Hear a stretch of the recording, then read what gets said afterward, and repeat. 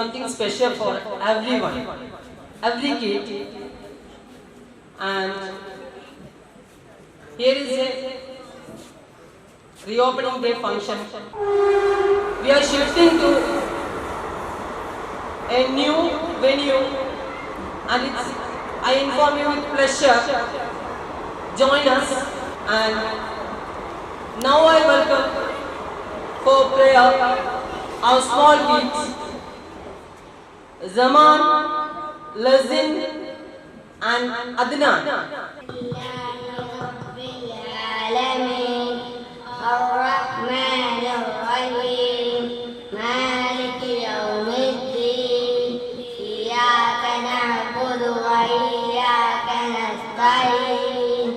اهدنا الصراط المستقيم صراط الذين أنعمت عليهم غير المغضوب عليهم ولا الضالين آمين. There is a small welcome dance. Anshika Prasad, Mariam bint Hazib, Zainab Tawsif, Leia Mehdi and Hala Fatima.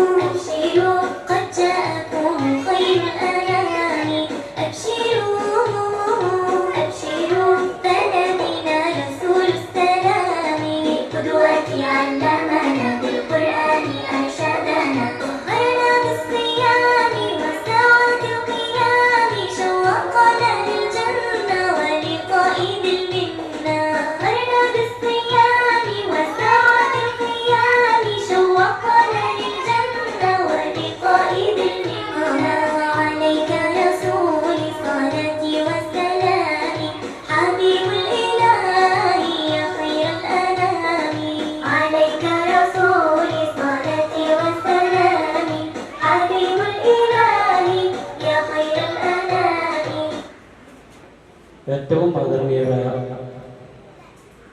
രക്ഷിതാക്കളെ, അധ്യാപകരെ, കുട്ടികളെ, നാട്ടുകാരെ, ദൈവത്തിൻ്റെ കരുണാകടാക്ഷങ്ങൾ നമ്മളിൽ ഏവരിലും സദാ വർഷിക്കുമാറാവട്ടെ. ഏറ്റവും സന്തോഷകരമായ ഒരു സന്ദർഭത്തിലാണ് നാം ഉള്ളത്. നമുക്ക് ഇവിടെ കുട്ടികളെ അവതരിപ്പിച്ച മനോഹരമായ നൃത്തസംഗീതം നമ്മളെ ഏവരെയും നമ്മളെ മനസ്സിലൊക്കെ നന്നായിട്ട് സ്വാധീനിച്ചു എന്ന് തന്നെ പറയാം. കുട്ടികളെ പ്രത്യേകം അഭിനന്ദിക്കുകയാണ്. നമ്മൾ ഐഡിയൽ ഇംഗ്ലീഷ് സ്കൂളിൻ്റെ പ്രവേശനോത്സവ പരിപാടിയിലാണ്. ചില സാങ്കേതിക കാരണങ്ങളാൽ 2 ദിവസം വൈകിയാണ് നമ്മുടെ പ്രവേശനോത്സവം ഈ തണൽ ഓഡിറ്റോറിയത്തിൽ വെച്ച് നടക്കുന്നത്. ഒരുപാട് വ്യത്യസ്തമായ പ്രത്യേകതയോടുകൂടിയാണ് നാം ഈ പ്രവേശനോത്സവത്തെ കാണേണ്ടത്. 1993 സ്കൂളിൻ്റെ ആരംഭം മുതൽ പ്രവേശനോത്സവങ്ങൾ നടത്താറുണ്ട്. 93 തുടങ്ങിയിട്ടുണ്ടെങ്കിലും പിന്നീട് 2-3 വർഷങ്ങൾക്ക് ശേഷം 93 നമ്മൾ സ്കൂൾ ആരംഭിക്കുമ്പോൾ വളരെ അസൗകര്യം നിറഞ്ഞ ഒരു സാഹചര്യത്തിൽ ആയിരുന്നു നമ്മുടെ സ്കൂളിൻ്റെ തുടക്കം. നമ്മുടെ പ്രദേശത്ത് തന്നെയുള്ള തൊയ്വ ജുമാ മസ്ജിദിൻ്റെ മുകളിലായിരുന്നു സ്കൂളിൻ്റെ ആരംഭം. എന്നിട്ടും മികച്ച തോതിലുള്ള വിദ്യാർത്ഥികളെ നമുക്ക് കിട്ടിയിരുന്നു. ക്വാളിറ്റി വിദ്യാഭ്യാസം കൊടുക്കുന്നതിൻ്റെ പ്രചോദനം നാട്ടുകാരും കുട്ടികളും രക്ഷിതാക്കളും അനുഭവിച്ചറിഞ്ഞതോടുകൂടിയാണ് സ്കൂൾ വേറൊരു കെട്ടിടത്തിലേക്ക് നാം മാറുന്നത്. നിലവിലുള്ള ഐഡിയൽ ഇംഗ്ലീഷ് സ്കൂൾ സ്വന്തമായ ഒരു കെട്ടിടത്തിലേക്ക് തൊയ്വ ജുമാ മസ്ജിദിൽ നിന്നും ഐഡിയൽ ഇംഗ്ലീഷ് സ്കൂളിൻ്റെ സ്വന്തം കെട്ടിടത്തിലേക്ക് മാറുകയാണ് ഉണ്ടായത്. എന്നാൽ നിലവിലുള്ള ചില സാഹചര്യങ്ങളിൽ വിദ്യാർത്ഥികൾക്കുണ്ടാകുന്ന അസൗകര്യങ്ങളും മറ്റും കണക്കിലെടുത്ത് വളരെ വിശാലമായ ഒരു കെട്ടിടത്തിലേക്ക് ഇൻഷാ അല്ലാഹ് ഇന്ന് നമ്മൾ മാറുകയാണ്. കുട്ടികളെ സംബന്ധിച്ചിടത്തോളം കളിക്കാനും ഓടാനും ചാടാനും പ്രതിശാലമായ ഒരുപാട് സൗകര്യങ്ങൾ നിറഞ്ഞ ഒരു കെട്ടിടത്തിലേക്കാണ് നാം ഇന്ന് മുതൽ നമ്മളെ സ്കൂളിനെ മാറ്റുന്നത്. അതുപോലെ തന്നെ സ്കൂൾ മാറുന്നതോടൊപ്പം തന്നെ നിലവിൽ വിദ്യാർത്ഥികൾക്ക് കമ്പ്യൂട്ടർ സൗകര്യങ്ങളും ലാബും ഒക്കെ ഉണ്ടെങ്കിലും മികച്ച രീതിയിലുള്ള കമ്പ്യൂട്ടർ ലാബ് സംവിധാനം ഇതോടൊപ്പം ഒരുക്കാൻ ഐഡിയൽ സ്കൂളിന് സാധിച്ചിട്ടുണ്ട്. അതിന് മുൻകൈ എടുത്ത് നമ്മുടെ PTA അംഗങ്ങളാണ്. PTA സഹായത്തോടു കൂടി ആയിരിക്കും ഒരു കമ്പ്യൂട്ടർ ലാബിൻ്റെ തുടർന്നുള്ള പ്രവർത്തനം. PTA ഈ സന്ദർഭത്തിൽ ഞാൻ പ്രത്യേകം അഭിനന്ദിക്കുകയാണ്. ഒരു മികച്ച വിദ്യാലയത്തിൻ്റെ എല്ലാ ഗുണങ്ങളും നിലനിർത്തിക്കൊണ്ട് തന്നെയാണ് ഐഡിയൽ ഇംഗ്ലീഷ് സ്കൂൾ കഴിഞ്ഞ 10-33 വർഷമായി പ്രയാണം തുടരുന്നത്. സ്കൂൾ ഇനിയും ഏറ്റവും നല്ല കെട്ടിടത്തിലേക്ക് മാറേണ്ടതുണ്ട്. അതിന് ദൈവം തമ്പുരാൻ അനുഗ്രഹിക്കട്ടെ.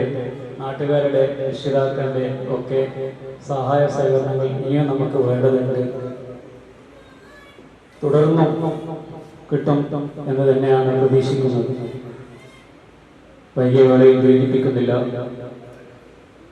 ഇന്ന് നമുക്കിവിടെ ചീഫ് ഗസ്റ്റായിട്ട് എത്തിയിട്ടുള്ളത് തലശ്ശേരി ഫയർ ആൻഡ് റെസ്ക്യൂ ടീമിലുള്ള ബൈജു സാറാണ്. അദ്ദേഹം എത്തിച്ചേർന്നിട്ടുണ്ട്.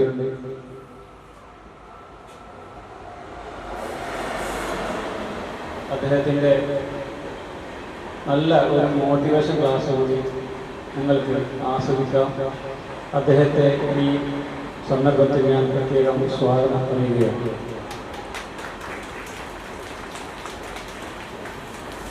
ഈ പരിപാടിയിൽ അധ്യക്ഷം വഹിക്കുന്നത് ബഹുമാന്യനായ ഐഡിയൽ ഇംഗ്ലീഷ് സ്കൂളിൻ്റെ ചെയർമാൻ PM അബ്ദുൽ നാസർ സാഹിബാണ്. അദ്ദേഹത്തെയും ഈ പരിപാടിയിലേക്ക് സ്വാഗതം ചെയ്യുകയാണ്. പുതിയ വിദ്യാർത്ഥികൾക്കുള്ള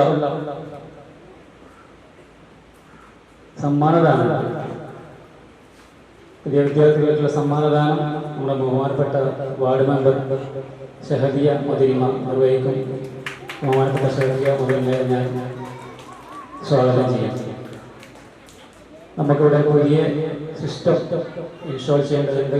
പുതിയ സിസ്റ്റം കൂടെ വാങ്ങിയിട്ടുണ്ട്. നേരത്തെ പറഞ്ഞ കമ്പ്യൂട്ടർ ലാബിന് PTA നമുക്ക് നൽകിയിട്ടുള്ള സിസ്റ്റത്തിൻ്റെ കമ്പ്യൂട്ടറിൻ്റെ കൈമാറ്റം ബഹുമാനപ്പെട്ട PTA പ്രസിഡന്റ് നിർവഹിക്കും. അദ്ദേഹത്തെ റസീന ഹസീബിനെ ഈ പരിപാടിയിലേക്ക് സ്വാഗതം ചെയ്യുകയാണ്. ഒപ്പം തന്നെ ഈ പരിപാടിയിൽ നമ്മോടൊപ്പം എത്തിച്ചേർന്നിട്ടുള്ള ബഹുമാനപ്പെട്ട തണൽ ചാരിറ്റബിൾ ട്രസ്റ്റിൻ്റെ ജനറൽ സെക്രട്ടറി അലി സാഹിബുണ്ട്. അദ്ദേഹത്തെ ഈ പരിപാടിയിലേക്ക് സ്വാഗതം ചെയ്യുന്നു. ഈ പരിപാടിയിലേക്ക് ആശംസ പറയാൻ തണൽ ട്രസ്റ്റിൻ്റെ വൈസ് പ്രസിഡന്റ് PV അംസ സാഹിബുണ്ട്. അദ്ദേഹത്തെ ഈ പരിപാടിയിലേക്ക് സ്വാഗതം ചെയ്യുന്നു. ഒരിക്കൽ കൂടി നിങ്ങളെല്ലാവരെയും ഈ പരിപാടിയിലേക്ക് സ്വാഗതം ചെയ്തുകൊണ്ട് പരിപാടിയുടെ അധ്യക്ഷ പ്രസംഗത്തിന് വേണ്ടി PM അബ്ദുൽ നാസർ സാഹിബിനെ ആദ്യമായി സ്വാഗതം ചെയ്യുന്നു. Shri Baiju Palayad sir, ward member, കുട്ടികൾക്ക് പുതിയ കുട്ടികൾക്കുള്ള ഉപഹാരം നൽകുവാനായി നമ്മുടെ കൂടെ എത്തിച്ചേർന്നിട്ടുള്ള ward member Shahadiya Madhurima madam, എൻ്റെ പ്രിയ രക്ഷിതാക്കളെ, പ്രിയപ്പെട്ട കുട്ടികളെ, എസ്പെഷ്യലി നമുക്കിവിടെ ഇന്ന് എത്തിയിട്ടുള്ള നമ്മുടെ പുതിയതായി നമ്മോടൊപ്പം അക്ഷരലോകത്തേക്ക് കൈപിടിച്ചുയരാനുമായി ഇവിടെ എത്തിയിരിക്കുന്ന കൊച്ചുമക്കളെ, അവരുടെ രക്ഷിതാക്കളെ, പുതിയതാണ്, അതുകൊണ്ട് അവർക്ക് പ്രത്യേകമായി പറയുന്നത് എല്ലാവർക്കും എൻ്റെ വിനീതമായ നമസ്കാരം. നമ്മളിന്നിവിടെ എല്ലാ സ്കൂളും എല്ലാവർക്കും അറിയാം, ജൂൺ 1 പ്രീ ഓപ്പൺ നടന്നിരിക്കുകയാണ്. നമ്മുടെ സ്കൂൾ മുൻപ് തുടങ്ങിയത് ഇപ്പോൾ CP അക്ഷരൽ സർ പറഞ്ഞിട്ടുണ്ട് എവിടെയാണെന്നും, അതിനുശേഷം നമ്മൾ എവിടെയാണെന്ന് മിക്ക പാരൻസിനും അറിയാം. ഇന്ന് നമ്മുടെ പുതിയ അധ്യയന വർഷം 2026-27 അത് ആരംഭിക്കുന്നതിനോടൊപ്പം തന്നെ നമ്മുടെ സ്കൂൾ കെട്ടിടവും പുതിയ ഒരു കെട്ടിടത്തിലേക്ക് മാറുകയാണ് എന്നുള്ളതും നമുക്ക് വളരെയധികം സന്തോഷമുള്ള ഒരു കാര്യം തന്നെയാണ്. കൂടുതൽ സൗകര്യങ്ങളോടുകൂടി നമ്മളുടെ ഇതുവരെ ഉണ്ടായിരുന്ന സ്ഥാപനത്തിൽ നിന്നും പുതിയ ഒരു സ്ഥലത്തേക്ക് നമ്മൾ ഇന്നു മുതൽ മാറുകയാണ്. അതിൻ്റെതായ എല്ലാ സൗകര്യങ്ങളും നമുക്കുണ്ട്. അത് കൊണ്ട് തന്നെയാണ് നമ്മൾ അവിടത്തേക്ക് നമ്മുടെ ട്രസ്റ്റ് അങ്ങോട്ടേക്ക് മാറുവാൻ തീരുമാനിച്ചിട്ടുള്ളത്. അതോടൊപ്പം തന്നെ നമുക്ക് ഇന്ന് ഈ പ്രോഗ്രാമൊക്കെ നമ്മുടെ സ്കൂളിൽ വളരെ നല്ലതായിട്ട് നമുക്ക് അവിടെ പുറത്തു വെച്ചിട്ട് ചുമരില്ലാത്ത ഒരു ഹാൾ ഉണ്ടായിരുന്നു. അവിടെ വെച്ച് നമ്മൾ നല്ല രീതിയിൽ നടത്തിയതാണ്. പക്ഷേ ഈ പുതിയ കെട്ടിടത്തിന്റെ മുറ്റത്ത് അതിനുള്ള സൗകര്യങ്ങളൊന്നും ആയിട്ടില്ല, അത് നടന്നുകൊണ്ടിരിക്കുകയാണ്. അതുകൊണ്ടാണ് നമ്മൾ ഈ തണലിലേക്ക് നമ്മുടെ ഈ പ്രവേശനോത്സവം നടത്താനായി നമ്മൾ ഇവിടെ എത്തിയിരിക്കുന്നത് എന്ന് എല്ലാവർക്കും അറിയാമല്ലോ. ചില പാരൻസിന് സംശയം ഉണ്ടായിരുന്നു, പുതിയ സ്കൂളാകുമ്പോൾ അവിടുത്തെ മുറ്റത്തല്ലേ വേണ്ടത് എന്നുള്ളത്. സത്യമാണ്. പക്ഷേ നമുക്ക് അങ്ങനെയുള്ള ഒരു അസൗകര്യം അത് കുറച്ചുകൂടെ ലെവലായി വരാറുണ്ട്. മാത്രമല്ല, മഴയുണ്ടെങ്കിൽ നമുക്ക് അവിടെ നടത്താൻ പ്രയാസം അനുഭവപ്പെടും, മഴ പെയ്തെങ്കിൽ. അതുകൊണ്ടെല്ലാം തന്നെയാണ് കൂടുതൽ സൗകര്യപ്രദമായ നമ്മുടെ തണൽ ഓഡിറ്റോറിയത്തിലേക്ക് നമ്മുടെ സ്കൂളിന്റെ പ്രവേശനോത്സവം നടത്താൻ തീരുമാനിച്ചത്. നമ്മുടെ സ്കൂളിനെ കുറിച്ച് കൂടുതലായി ഞാൻ പറയേണ്ട ആവശ്യമില്ല എന്ന് തോന്നുന്നു. മിക്ക പാരൻസിനും അറിയാം. അവര് പറഞ്ഞു കേട്ടിട്ടാണ് ഈ പ്രാവശ്യവും നമുക്ക് പുതിയ സ്റ്റുഡൻസ് വരുമ്പോ അവരൊക്കെ പറഞ്ഞു കേട്ടിട്ട് തന്നെയാണ് വന്നതെന്നാണ്. ഞാൻ കൂടുതൽ നമ്മുടേതായ മികവ് പറയല്ല, നമ്മുടെ ബുക്സിലുള്ള അറിവ് മാത്രമല്ല, കുട്ടികൾക്ക് എല്ലാ രൂപത്തിലുള്ള പുസ്തകങ്ങൾക്ക് പുറമേയുള്ള അറിവുകൾ നേടിയെടുക്കാനും, അതുപോലെ തന്നെ കലയിലായാലും ആർട്സിലായാലും സ്പോർട്സിലായാലും ഒക്കെ കുട്ടികൾക്ക് നല്ല ഒരു മികച്ച പ്രകടനത്തിലേക്ക് എത്തുവാൻ പ്രാപ്തരാക്കുന്ന ഒരു വിദ്യാലയമാണ് നമ്മുടേത്. അതിനായി നമ്മളോടൊപ്പം തന്നെ നമ്മുടെ പാരന്റ്സ് എത്ര പറഞ്ഞാലും മതിയാവില്ല, നമ്മുടെ PTA ഒക്കെ എന്ത് വേണമെങ്കിലും ചെയ്തു തരാൻ തയ്യാറായിട്ട് നമ്മോടൊപ്പം തന്നെ ഉള്ളതാണ് എല്ലാ പാരന്റ്സും തന്നെ. അതിന്റെ ആ ഒരു തെളിവ് തന്നെയാണ് ഇപ്പോൾ ഇവിടെ പറഞ്ഞല്ലോ, നമ്മുടെ സെക്രട്ടറി ചെയർമാൻ ഒക്കെ പറഞ്ഞ പോലെ നമ്മുടെ ഇന്നത്തെ ഈ ഒക്കെയുള്ള കൈമാറ്റം അവരുടെയൊക്കെ നമ്മളോടുള്ള ആ സ്കൂളിനോടുള്ള ആ ഒരു സ്നേഹത്തിന്റെയും ഒരു പ്രതീകമായിട്ട് തന്നെ അതിനെ കണക്കാക്കാം. നമ്മുടെ കുട്ടികൾക്ക് വേണ്ടി നമ്മൾ എല്ലാ വർഷവും തന്നെ നമ്മുടെ പഠിത്തത്തിന് പുറമെ ആയിട്ട് ഞാൻ പറഞ്ഞല്ലോ കലാസാംസ്കാരിക രംഗത്തൊക്കെ പല അവസരങ്ങൾ അവർക്ക് ഉണ്ടാക്കി കൊടുക്കുകയും അതിലൊക്കെ മികച്ച നേട്ടം കൈവരിക്കുകയും ചെയ്യുവാൻ നമ്മുടെ കുട്ടികൾക്ക് കഴിഞ്ഞിട്ടുണ്ട് എന്നുള്ളത് ഞാൻ വളരെ അഭിമാനത്തോടെ വളരെ സന്തോഷത്തോടെ തന്നെ പറയുകയാണ്. കഴിഞ്ഞ വർഷം നടത്തിയിട്ടുള്ള പല പ്രോഗ്രാമുകളും നമ്മൾ നടത്താറുണ്ട്. കഴിഞ്ഞ വർഷവും നടത്തിയിട്ടുണ്ട്. പല കളേഴ്സ് ഡേ ആയാലും അല്ലെങ്കിൽ പിന്നെ സ്പോർട്സ് ഡേ, ആർട്സ് ഡേ ഒക്കെ നല്ല ഒരു പ്രകടനം കാഴ്ചവെക്കാൻ നമ്മുടെ കുട്ടികൾക്ക് കഴിഞ്ഞിട്ടുണ്ട്. പിന്നെ സ്കോളർഷിപ്പ് എക്സാംസ് കഴിഞ്ഞ വർഷം നമ്മുടെ PCM സ്കോളർഷിപ്പ് എക്സാം എഴുതിയതിൽ 42 കുട്ടികൾക്കാണ് അവാർഡ് കിട്ടിയിട്ടുള്ളത്, PCM സ്കോളർഷിപ്പ് കിട്ടിയിട്ടുള്ളത്. അങ്ങനെ നല്ല ഒരു രീതിയിൽ തന്നെ മുന്നേറാൻ നമ്മുടെ കുട്ടികൾക്ക് കഴിയുന്നുണ്ട് എന്നുള്ള ഒരു സന്തോഷം നമുക്കുണ്ട്. അതിനെല്ലാവരുടെയും സഹകരണവും നമുക്കുണ്ട് എന്നുള്ളത് ഈ അവസരത്തിൽ ഞാൻ ഓർമ്മിച്ചെടുക്കുകയാണ്. ഇനിയും നമുക്ക് പല നേട്ടങ്ങളും നേടിയെടുക്കേണ്ടതായിട്ടുണ്ട്. ഈ അധ്യയന വർഷത്തിന്റെ തുടക്കം മാത്രമാണ് ഇന്ന്. അതിന് ഇനിയും ഈ വർഷവും നമുക്ക് ഇതുപോലെ അല്ലെങ്കിൽ കഴിഞ്ഞ വർഷത്തേക്കാൾ ഉപരി, കഴിഞ്ഞ കാലങ്ങളിലേക്കാൾ ഉപരി നമുക്ക് വലിയ വലിയ നേട്ടങ്ങൾ നമ്മുടെ കുട്ടികൾക്കായി നേടിയെടുക്കാനുണ്ട്. അതിന് രക്ഷിതാക്കളുടെയും അതുപോലെ തന്നെ രക്ഷിതാക്കളും അതോടൊപ്പം തന്നെ നമ്മളുടെ ട്രസ്റ്റ് നമ്മളോട് എന്തിനും സഹകരിച്ചുകൊണ്ട് നമ്മുടെ കൂടെ തന്നെയുണ്ട്. അതുകൊണ്ട് തന്നെയാണ് നമ്മൾക്ക് വളരെ ഉയരത്തിലെത്താൻ കഴിഞ്ഞിട്ടുള്ളത്. പിന്നെ നമ്മൾ ഐഡിയൽ എക്സ്പോ പോലെയുള്ള ശാസ്ത്ര സയൻസിലുള്ള താല്പര്യങ്ങളെ കുട്ടികൾക്ക് എന്തൊക്കെ ചെയ്യാൻ പറ്റുമോ അതൊക്കെ അവർ തന്നെ അവരുടെ പാരൻസും കൂടെ ചെയ്തുകൊണ്ട് അവർക്ക് എല്ലാ ഹെൽപ്പും നമ്മൾ ടീച്ചേഴ്സ് ആണെങ്കിലും പാരൻസ് ആണെങ്കിലും കൊടുത്തുകൊണ്ട് അങ്ങനെയുള്ള പ്രോഗ്രാംസ്, അതുപോലെ പ്ലാനറ്റോറിയം ഷോ, അങ്ങനെ ആ ചെറിയ സ്ഥലത്ത് നിന്നും ഈ ചെറിയ സ്ഥാപനമായാലും LKG UKG flight 2 flight 3 first second third fourth അങ്ങനെ ഒരു പ്രൈമറി സ്കൂളാണെങ്കിലും നമുക്ക് കഴിയാവുന്ന രീതിയിലൊക്കെ നമുക്ക് എല്ലാവർക്കും ചേർന്നുകൊണ്ട് നമ്മുടെ കുട്ടികളെ നല്ല രീതിയിൽ മുന്നോട്ട് കൊണ്ടുവരാം എന്ന് വരണമെന്ന് ഞാൻ പറയുകയാണ്. അതിന് ഞങ്ങളുടെ എല്ലാവരുടെ ഹെൽപ്പ് വേണം. ഈ വർഷവും നമുക്ക് അങ്ങനെ തന്നെ ഇനിയും മികച്ച നേട്ടങ്ങൾ നേടാൻ വേണ്ടി ദൈവം നമ്മളെ അനുഗ്രഹിക്കട്ടെ. നല്ല ഒരു വർഷമാവാൻ നമ്മളെ അനുഗ്രഹിക്കട്ടെ. എല്ലാ വിദ്യാർത്ഥികളും കൂടുതൽ പറയുന്നില്ല, നമുക്ക് ഒരുപാട് കാര്യങ്ങൾ ഇവിടെ നടക്കേണ്ടതായിട്ടുണ്ട്. നമുക്ക് പറയാനുള്ളത് വീണ്ടും വീണ്ടും പറയാലോ, സ്കൂളിൽ വെച്ചിട്ടും പറയാലോ, പല മീറ്റിങ്ങുകളിലും നടക്കാനുണ്ട്. പക്ഷെ നമുക്ക് വേറെയും പല കാര്യങ്ങളും ഇവിടെ നടത്താനുണ്ട്. അതുകൊണ്ട് ഞാൻ കൂടുതൽ സമയം ചെലവഴിക്കുന്നില്ല. ഒരിക്കൽ കൂടെ എൻ്റെ മക്കൾക്ക് എല്ലാവർക്കും നല്ല ഒരു വർഷം ആശംസിക്കുകയാണ്. Wish you all the best.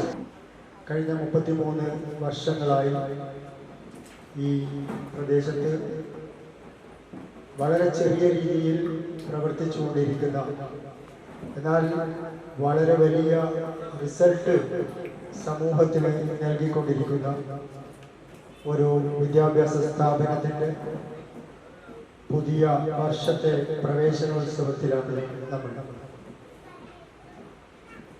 പുതിയ മക്കൾക്ക് എല്ലാ ആശംസകളും പ്രത്യേകമായി അറിയിക്കുകയാണ്. കുട്ടികൾ പണ്ടത്തെ പോലെയല്ല, ഇപ്പോൾ കൂടുതൽ മെച്ചൂർഡായിട്ടുണ്ട്. കാരണം പണ്ടൊക്കെ സ്കൂളിൻ്റെ ആദ്യ ഒരു 10-15 വർഷങ്ങളിലെങ്കിലും 10-20 വർഷങ്ങളിലെങ്കിലും ആദ്യത്തെ 2 ആഴ്ചത്തെ കലാപരിപാടികൾ കുട്ടികളുടെ നിലവിളിയും കരച്ചിലും വെളിയിലേക്ക് ഓടിപ്പോകലും ഒക്കെ ആയിരുന്നുവെങ്കിൽ ഇന്ന് ഒരു പ്രശ്നവുമില്ലാതെ ആദ്യത്തെ ദിവസം തന്നെ വളരെ സന്തോഷപൂർവ്വം വളരെ നല്ല പ്രതീക്ഷകളോടെ ഇരിക്കുന്ന വിദ്യാർത്ഥികളെയാണ് നമ്മൾ കാണുന്നത്. പണ്ടിങ്ങനെ ആയിരുന്നില്ല. വലിയ നിലവിളികൾ ഉയരുന്ന ദിവസമായിരുന്നു പ്രവേശന ദിവസം. ആ ഒരു ദിവസം മാത്രമല്ല, അതിനടുത്ത ദിവസങ്ങളിലൊക്കെയും. ഏതായാലും കാര്യങ്ങൾ മാറിയിട്ടുണ്ട്, സമൂഹവും ഏറെ മാറിയിട്ടുണ്ട്. ഇപ്പോൾ മാങ്ങക്കെറിയുവാൻ പോലും കുട്ടികൾക്ക് സമയമില്ലാത്ത രീതിയിൽ നമ്മുടെ വഴിയിലൊക്കെ ഈ വർഷം ഏറ്റവും നല്ല മാങ്ങ ഉണ്ടായ കാലമാണ്.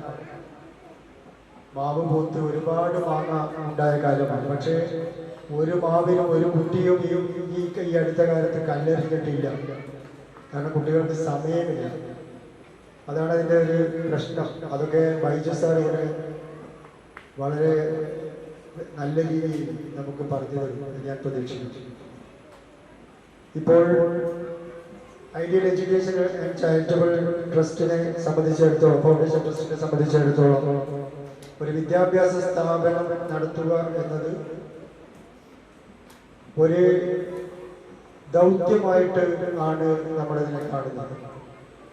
നിർബന്ധമായും ഈ സമൂഹത്തിന് നിർവഹിക്കേണ്ട, സമൂഹത്തോട് ചെയ്യേണ്ട ഒരു ഉത്തരവാദിത്വ നിർവഹണമാണ് ideal education and charitable trust ഇവിടെ ഈ വിദ്യാഭ്യാസ സ്ഥാപനം വഴി നടത്തിക്കൊണ്ടിരിക്കുന്നത്.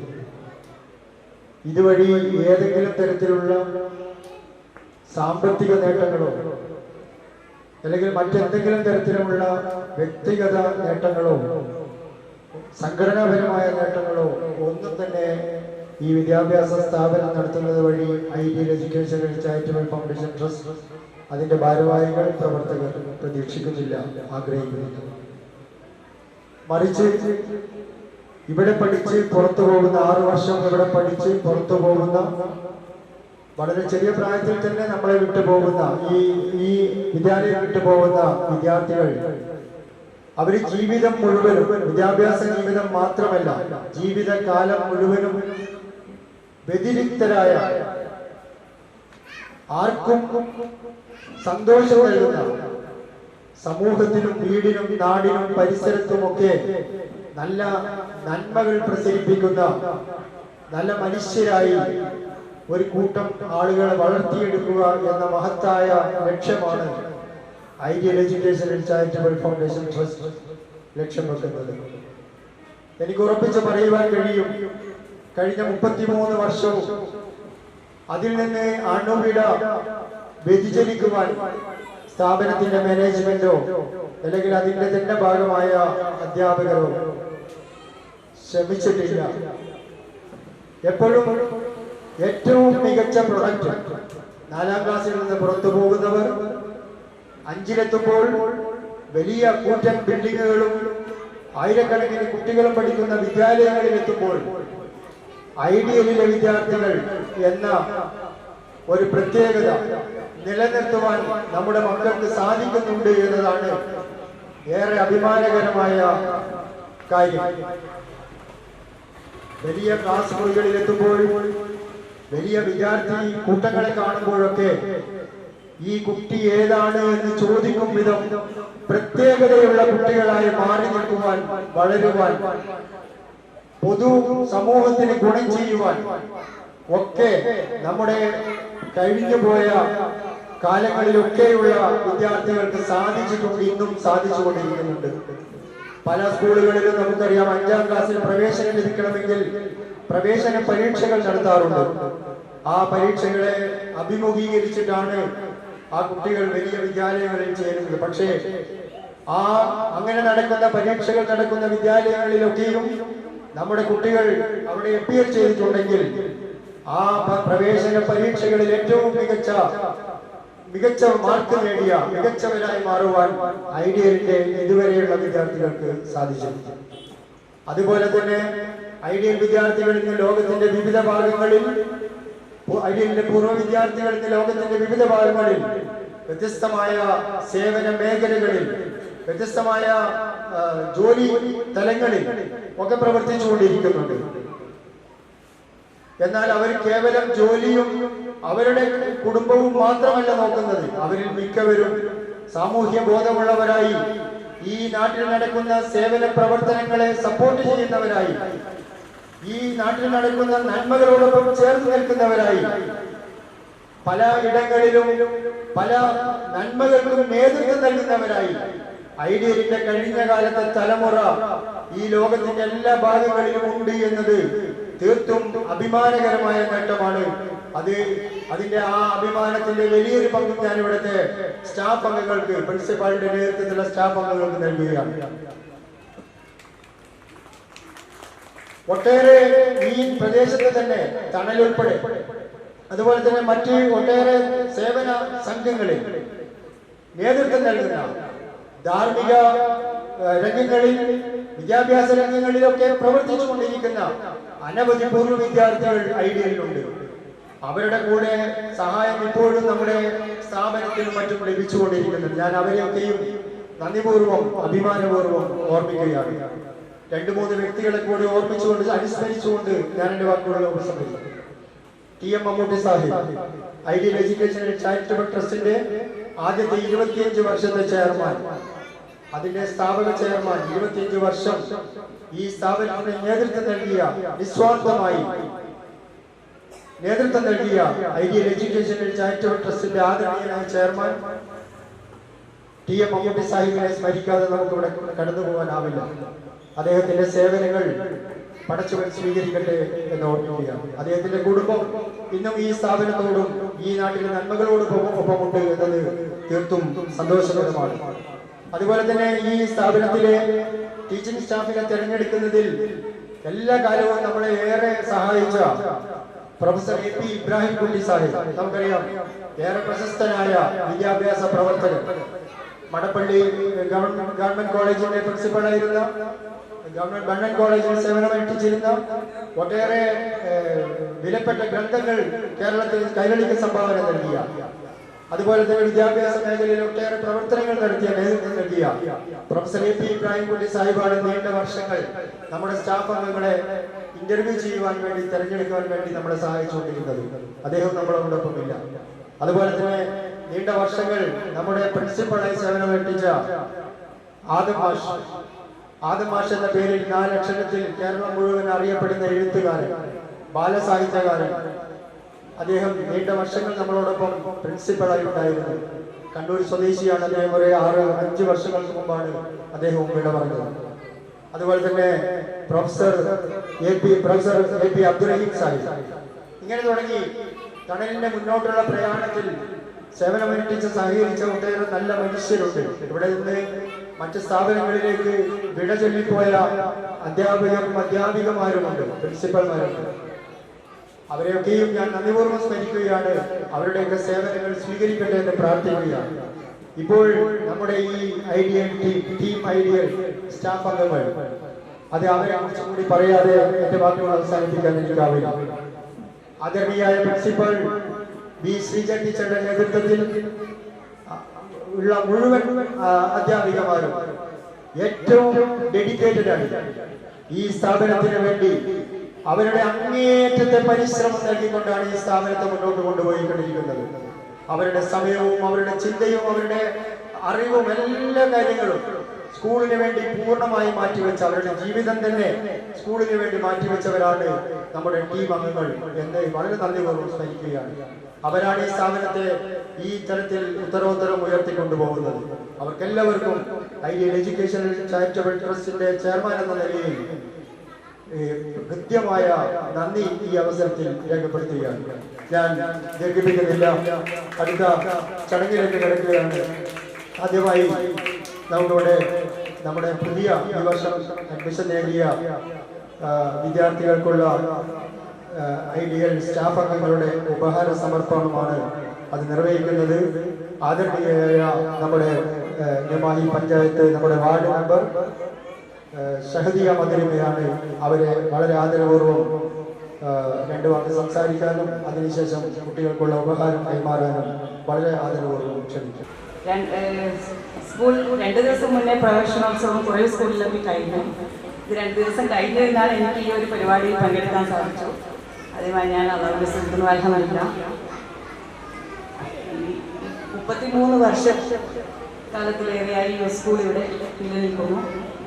ഈ ഒരു സ്കൂളിൻ്റെ നല്ല ഒരു പ്രവർത്തനമാണ് ഈ ഇത്രത്തോളം വിജയത്തിലെത്താൻ കഴിഞ്ഞത്. ഇനിയും ഉയരത്തിലെത്താൻ കഴിയട്ടെ എന്ന് പ്രാർത്ഥിക്കുന്നു. എൻ്റെ മക്കളും ഇവിടെ പഠിച്ച് പോയ കുട്ടികളാണ്. എൻ്റെ ഇളയ മോള് ഫസ്റ്റ് മുതലേ ഈ സ്കൂളിലെ എല്ലാ തരത്തിലുള്ള നല്ല പ്രൈസുകളും ഒരുപാട്, പിന്നെ പഠനമായിട്ടും കലാപരമായിട്ടും എല്ലാം ഒരുപാട് പ്രൈസ് നേടി. അതുപോലെ തന്നെ ആ ഒരു ഇത് മുതലേ എല്ലാ കാര്യങ്ങളിലും ഇപ്പോഴും എല്ലാ പരിപാടികളായാലും പഠനമായാലും എല്ലാം മുന്നോട്ടേക്ക് എത്തണം എന്നുള്ള ഒരു ചിന്താഗതിയാണ്. അത് ഇവിടുന്ന് തുടക്കം കുറിച്ചതാണ്. അതുകൊണ്ട് ഈ ഒരു വിദ്യാലയം, ഇങ്ങനെയുള്ള വിദ്യാലയങ്ങൾ എപ്പോഴും ഉയർച്ചയിലെത്തണം എന്നുള്ളതാണ്. എല്ലാവരും സപ്പോർട്ടും ഇനിയും ലഭിക്കട്ടെ. അതുപോലെ തന്നെ ഇതിൻ്റെ പ്രവർത്തകരാണെങ്കിലും ഇതിൻ്റെ ഏറ്റവും അവരുടെ ആത്മാർത്ഥമായ പ്രവർത്തനം തന്നെയാണ് ഈ ഈ ഒരു സ്കൂളിനെ ഇത്രത്തോളം ഉയർത്തിയത്. ഇനിയും വിജയത്തിലെത്താൻ സാധിക്കട്ടെ. അതുപോലെ ഇവിടെ തന്ന പുതിയ അക്ഷരലോകത്തേക്ക് കുഞ്ഞുമക്കൾക്ക് എൻ്റെ എല്ലാവിധ ആശംസകളും നേരുന്നു. അധികം ദീർഘിക്കുന്നില്ല. ഇനി ഒരുപാട് പരിപാടികളുടെ നടക്കാറുണ്ട്. ഞാൻ ഒരിക്കൽ കൂടി എല്ലാവിധ ആശംസകളും നേർന്നുകൊണ്ട് ഞാൻ എൻ്റെ വാക്കുകൾ നിൽക്കുന്നു. അസ്സലാമു അലൈക്കും വറഹ്മത്തുള്ളാഹി.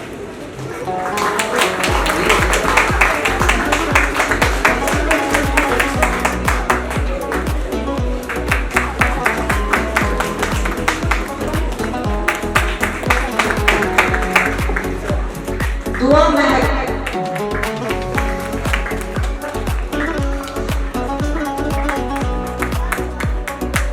Abdul Rahim,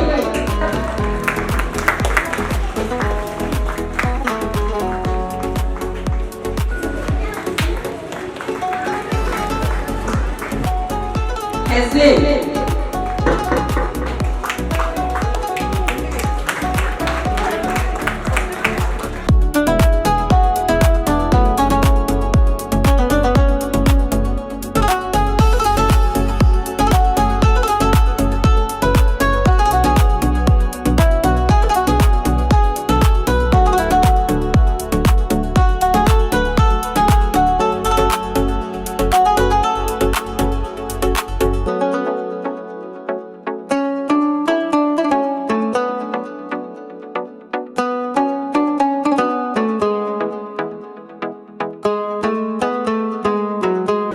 ഞാനിപ്പോൾ ഇവിടെ നിൽക്കുന്നത് നമ്മുടെ കൊച്ചുമക്കളുടെ ചിരിയും അവരൊക്കെ സമ്മാനങ്ങളൊക്കെ ഏറ്റുവാങ്ങിയപ്പോഴുള്ള ആ സന്തോഷമൊക്കെ നാളെയുടെ വാഗ്ദാനമായി നമ്മൾ കാണേണ്ടതുണ്ട്.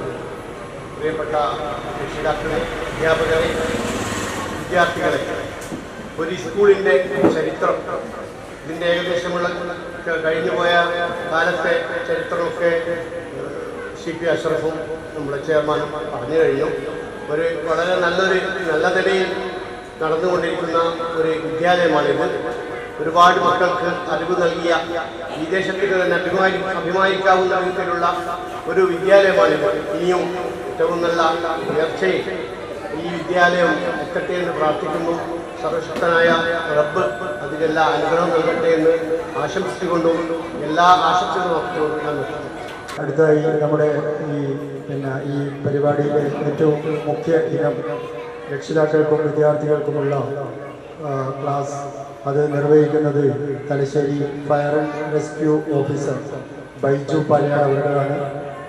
അദ്ദേഹം വളരെ ദീർഘകാലമായി വിദ്യാലയങ്ങളുമായി ബന്ധപ്പെട്ടും പൊതുസ്ഥാപനങ്ങളുമായി ബന്ധപ്പെട്ടും പല മേഖലകളിലുള്ളവർക്ക് വേണ്ടി ഇത്തരം ക്ലാസുകൾ, ബോധവൽക്കരണ പരിപാടികൾ, മോട്ടിവേഷണൽ ക്ലാസുകൾ ഒക്കെ നൽകാറുണ്ട്. പാരന്റിംഗ് ക്ലാസുകളൊക്കെ ഈ വർഷം തന്നെ അദ്ദേഹം, എനിക്ക് തോന്നുന്നത് പല വിദ്യാലയങ്ങളിൽ ഇതുപോലുള്ള പരിപാടികൾ ഈ കഴിഞ്ഞ വർഷങ്ങളിലൊക്കെ സംഘടിപ്പിച്ചിട്ടുണ്ട്, നടത്തിയിട്ടുണ്ട്. തണലിൽ തന്നെ മറ്റ് ചില സേവന ട്രെയിനിങ്ങുകൾക്ക് വേണ്ടി കുട്ടികൾ പുറത്തു വന്നു.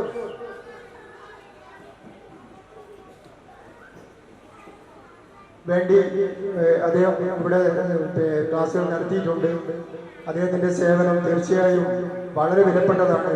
ഒരു സർക്കാർ ഉദ്യോഗസ്ഥനായിരിക്കെ തന്നെ എങ്ങനെ സാമൂഹ്യ ബോധം നിലനിർത്താമെന്നും സമൂഹത്തിന് വേണ്ടി തൻ്റെ ജോലിയുടെ ക്രമങ്ങൾക്കപ്പുറം എന്ത് ചെയ്യാൻ കഴിയുമെന്നും എപ്പോഴും ആഗ്രഹിക്കുകയും അതിനുവേണ്ടി അവസരങ്ങൾ കിട്ടുമ്പോഴൊക്കെ അത് ഉപയോഗപ്പെടുത്താൻ വേണ്ടി ശ്രമിക്കുകയും ചെയ്യുന്ന പ്രിയപ്പെട്ട സുഹൃത്താണ് അദ്ദേഹം. അദ്ദേഹത്തിൻ്റെ സാന്നിധ്യം നമുക്കേറെ സന്തോഷപ്രദമാണ്. ഈ കഴിഞ്ഞ തണലിൽ വന്നതിന് ശേഷം പലപ്പോഴും നമ്മൾ ഈ വാട്സപ്പിലൂടെയൊക്കെ അങ്ങോട്ടും ഇങ്ങോട്ടും ചില കാര്യങ്ങളൊക്കെ കൈമാറുകയൊക്കെ ചെയ്യാറുണ്ട്. അപ്പോൾ ഞാൻ മനസ്സിലാക്കുന്നത് ഇത്തരം പരിപാടികൾ എവിടെ ഉണ്ടെങ്കിലും എന്നെ വിളിച്ചാൽ ഞാൻ വരും എന്നതാണ് അദ്ദേഹത്തിൻ്റെ ഒരു നില.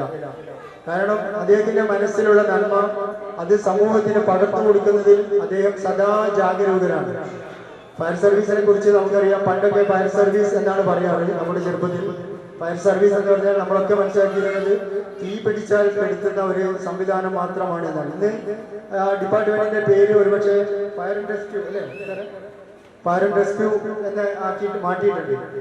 ഇപ്പോൾ സമൂഹത്തിന് നേരിടുന്ന എല്ലാ അപകടങ്ങളും, എല്ലാ തരത്തിലുമുള്ള പ്രയാസങ്ങൾക്കും നിന്നും സമൂഹത്തെ രക്ഷിക്കാൻ, വ്യക്തികളെ, കുടുംബങ്ങളെ രക്ഷിക്കാൻ വളരെ ജാഗരൂകരായി നിൽക്കുന്ന ഒരു ഡിപ്പാർട്ട്മെന്റാണ് ഫയർ ആൻഡ് റെസ്ക്യൂ ഡിപ്പാർട്ട്മെന്റ്. അത് പാമ്പ് കടിച്ചതായാലും അപകടങ്ങളായാലും തീപിടുത്തമായാലും വെള്ളത്തിൽ പോയതായാലും ഇനി അതല്ല കയ്യിൽ മോതിരം കുടുങ്ങി പോയതായാലും മറ്റ് ഏത് ചെറുതും വലുതുമായ അപകടങ്ങൾക്കും ആളുകൾ ഇപ്പോൾ വിശ്വാസപൂർവ്വം ആശ്രയിക്കുന്ന ഒരു കേന്ദ്രമാണ് ഫയർ ആൻഡ് റെസ്ക്യൂ ഡിപ്പാർട്ട്മെന്റ്.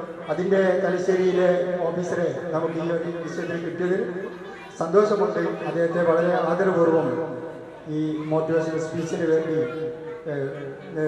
ക്ഷണിക്കുകയാണ്. ഇത് രക്ഷിതാക്കൾക്കും വിദ്യാർത്ഥികൾക്കുമുള്ള പരിപാടിയാണ്. പക്ഷേ ഏത് ആൾക്കും ഈ സദസ്സിൽ പങ്കെടുത്തുകൊണ്ടിരിക്കുന്നവർക്കൊക്കെ പിന്നിലിരുന്ന് ഈ ക്ലാസ് ആസ്വദിക്കാനും അത് മനസ്സിലാക്കാനുമുള്ള അവസരമുണ്ടാവും. സദസ്സിന്റെ ക്രമീകരണം എങ്ങനെയാണ് വേണ്ടതെന്ന് ബൈജു സാർ തന്നെ പറയും. അതിനായി അദ്ദേഹത്തെ ആദരവ് ക്ഷണിക്കുന്നു. സ്റ്റേജ് ഒഴിവാകുകയാണ്. ഞാൻ ഇവിടെ വന്നപ്പോൾ അവിടെ ബൈക്ക് വെച്ചിങ്ങോട്ട് വരുമ്പോൾ ഇവിടെ നല്ലൊരു ഡാൻസ് ആയിരുന്നു, വളരെ പോസിറ്റീവ് വൈബായി. ഇവിടെ വന്ന് പ്രസംഗത്തെ തുടങ്ങി. ഞാൻ മക്കളെ ഇങ്ങനെ നോക്കി, അവർ ഈ ലോകത്തേ അല്ല, അവർ ഈ ലോകത്തേ ഇല്ല. നിങ്ങൾക്ക് പ്രസംഗം ഇഷ്ടമാണ്? പ്രസംഗം ഇഷ്ടമാണ്? വീട്ടിലുള്ളവർക്ക് പ്രസംഗം ഇഷ്ടമാണ്?